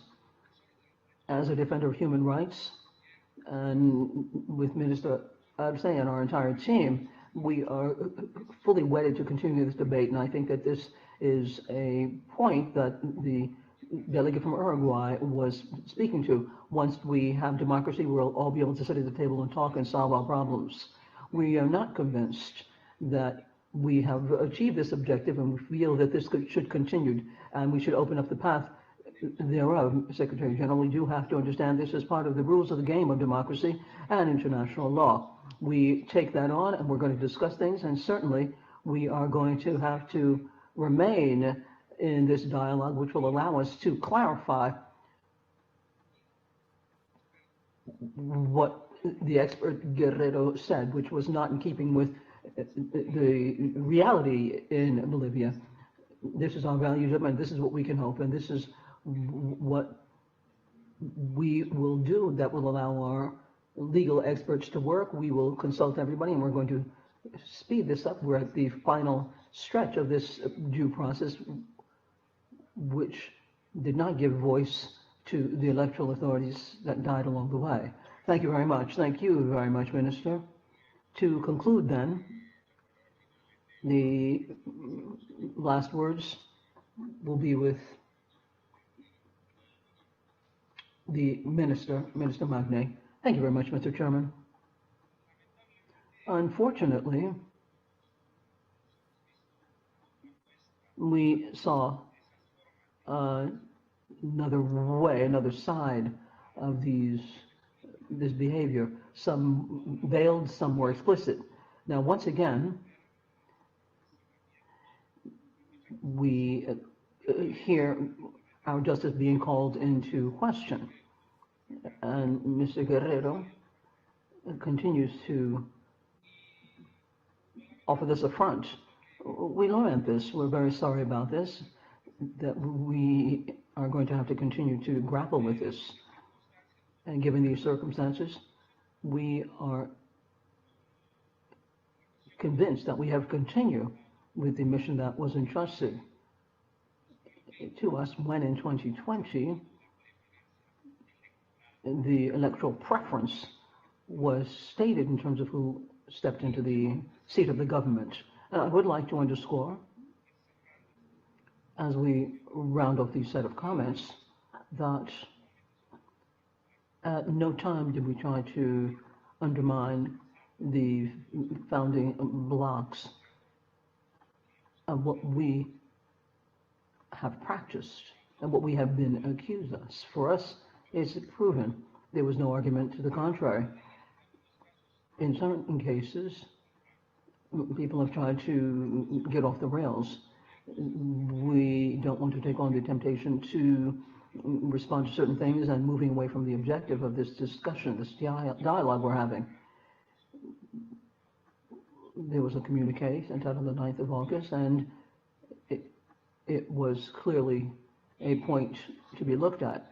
But if we're going to avail ourselves of the opportunity, what we were referring to with regards to the observations of the EOM and the audit that took place of our electoral process in 2019, well, we don't question the electoral observation missions in general. I think that the least that we could think about, at a minimum, is that what happened in Bolivia should call everyone's attention to it and should be highlighted in terms of how the observation mission acted and how the audit, the legal audit, took place in 2019. We are human beings, and human beings do make mistakes. It would be too pretentious to think that there could be no mistakes and that there weren't shortcomings in what took place in 2019. And I just wanted to bring this to fore and offer a very simple example, but one worthy of noting. The electoral process of 2019, these mascot 47%. In the report from the EOM mission and the audit and all the political actors, Mas was they tried to crucify Mas, that is to say, and there was an unbridled political persecution 1 year after. This party that was accused got 55% of the electoral voice, the preference. Just that fact alone should give us food for thought. The Bolivian people, are they over and above the standards of all mankind? Well, what happened? This electoral fraud didn't take place. That was not the preference. At this stage, to preserve the institutional aspect of the OAS also means to preserve the credibility of these kinds of mechanisms. We agree to that, here, a lot of people have said that this has been very beneficial, and it continues to be beneficial to clean up this stain. It would be prudent for us to think about this and to have an analysis of the very integrity of the EOM in Bolivia in 2019, an analysis of the integrity, the audit. That's the main crux here, because that would be the most healthy thing to do, the most welcome thing to do. And finally, I'd like to just highlight that this government has legitimacy, not because I speak to the EOM of the OAS. No, this government has legitimacy because the people gave it to them. More than 55% of the vote was garnered by them during the election of 2020. 40% more than what was said when it comes to the point on fraud. So that's what I say for us. And then in the final analysis, I would truly like to thank you for your indulgence, your patience, and all the opinions that we've heard today. And then concluding, let me just ratify here the firm decision of the Bolivian government, of the Bolivian people, of our right to know the truth. And then along that path, we're going to launch all the necessary mechanisms so that we can go after those who violated human rights, and so that we can know the situations that have taken place and are critical for us. Thank you very much. Thank you very much, Your Excellency. Since its inception, since the 40s, the Organization of American States, this hemispheric family, has been here to follow the many things that are incumbent upon us to do, and in this case, our commitment and our being wedded to representative democracy with all due respect, to promote human rights and also to serve those values and lay waste these discrepancies. This is what we observe, and for those of us who are participating, and more especially for this chair, we've heard the interventions from the esteemed delegates and the secretary. They have been very important, and it's also very important to have the participation of everyone in our countries and in our capitals. They can continue to draw conclusions. I have been very honored for this chair in particular, for the Permanent Council, to have the presence of two well-received politicians in the sister nation of Bolivia, the Minister of Justice and Institutional Transparency and the Minister of Foreign Affairs. And it's very important to remember that this meeting was transmitted directly and broadcast through the web page and through YouTube. And it's on the record for any citizen in our country who would like to have access through the recording. In concluding this meeting, I would like to remind the permanent representatives and permanent observers that at 2:30 we will have our regular meeting of this Permanent Council. The meeting is adjourned.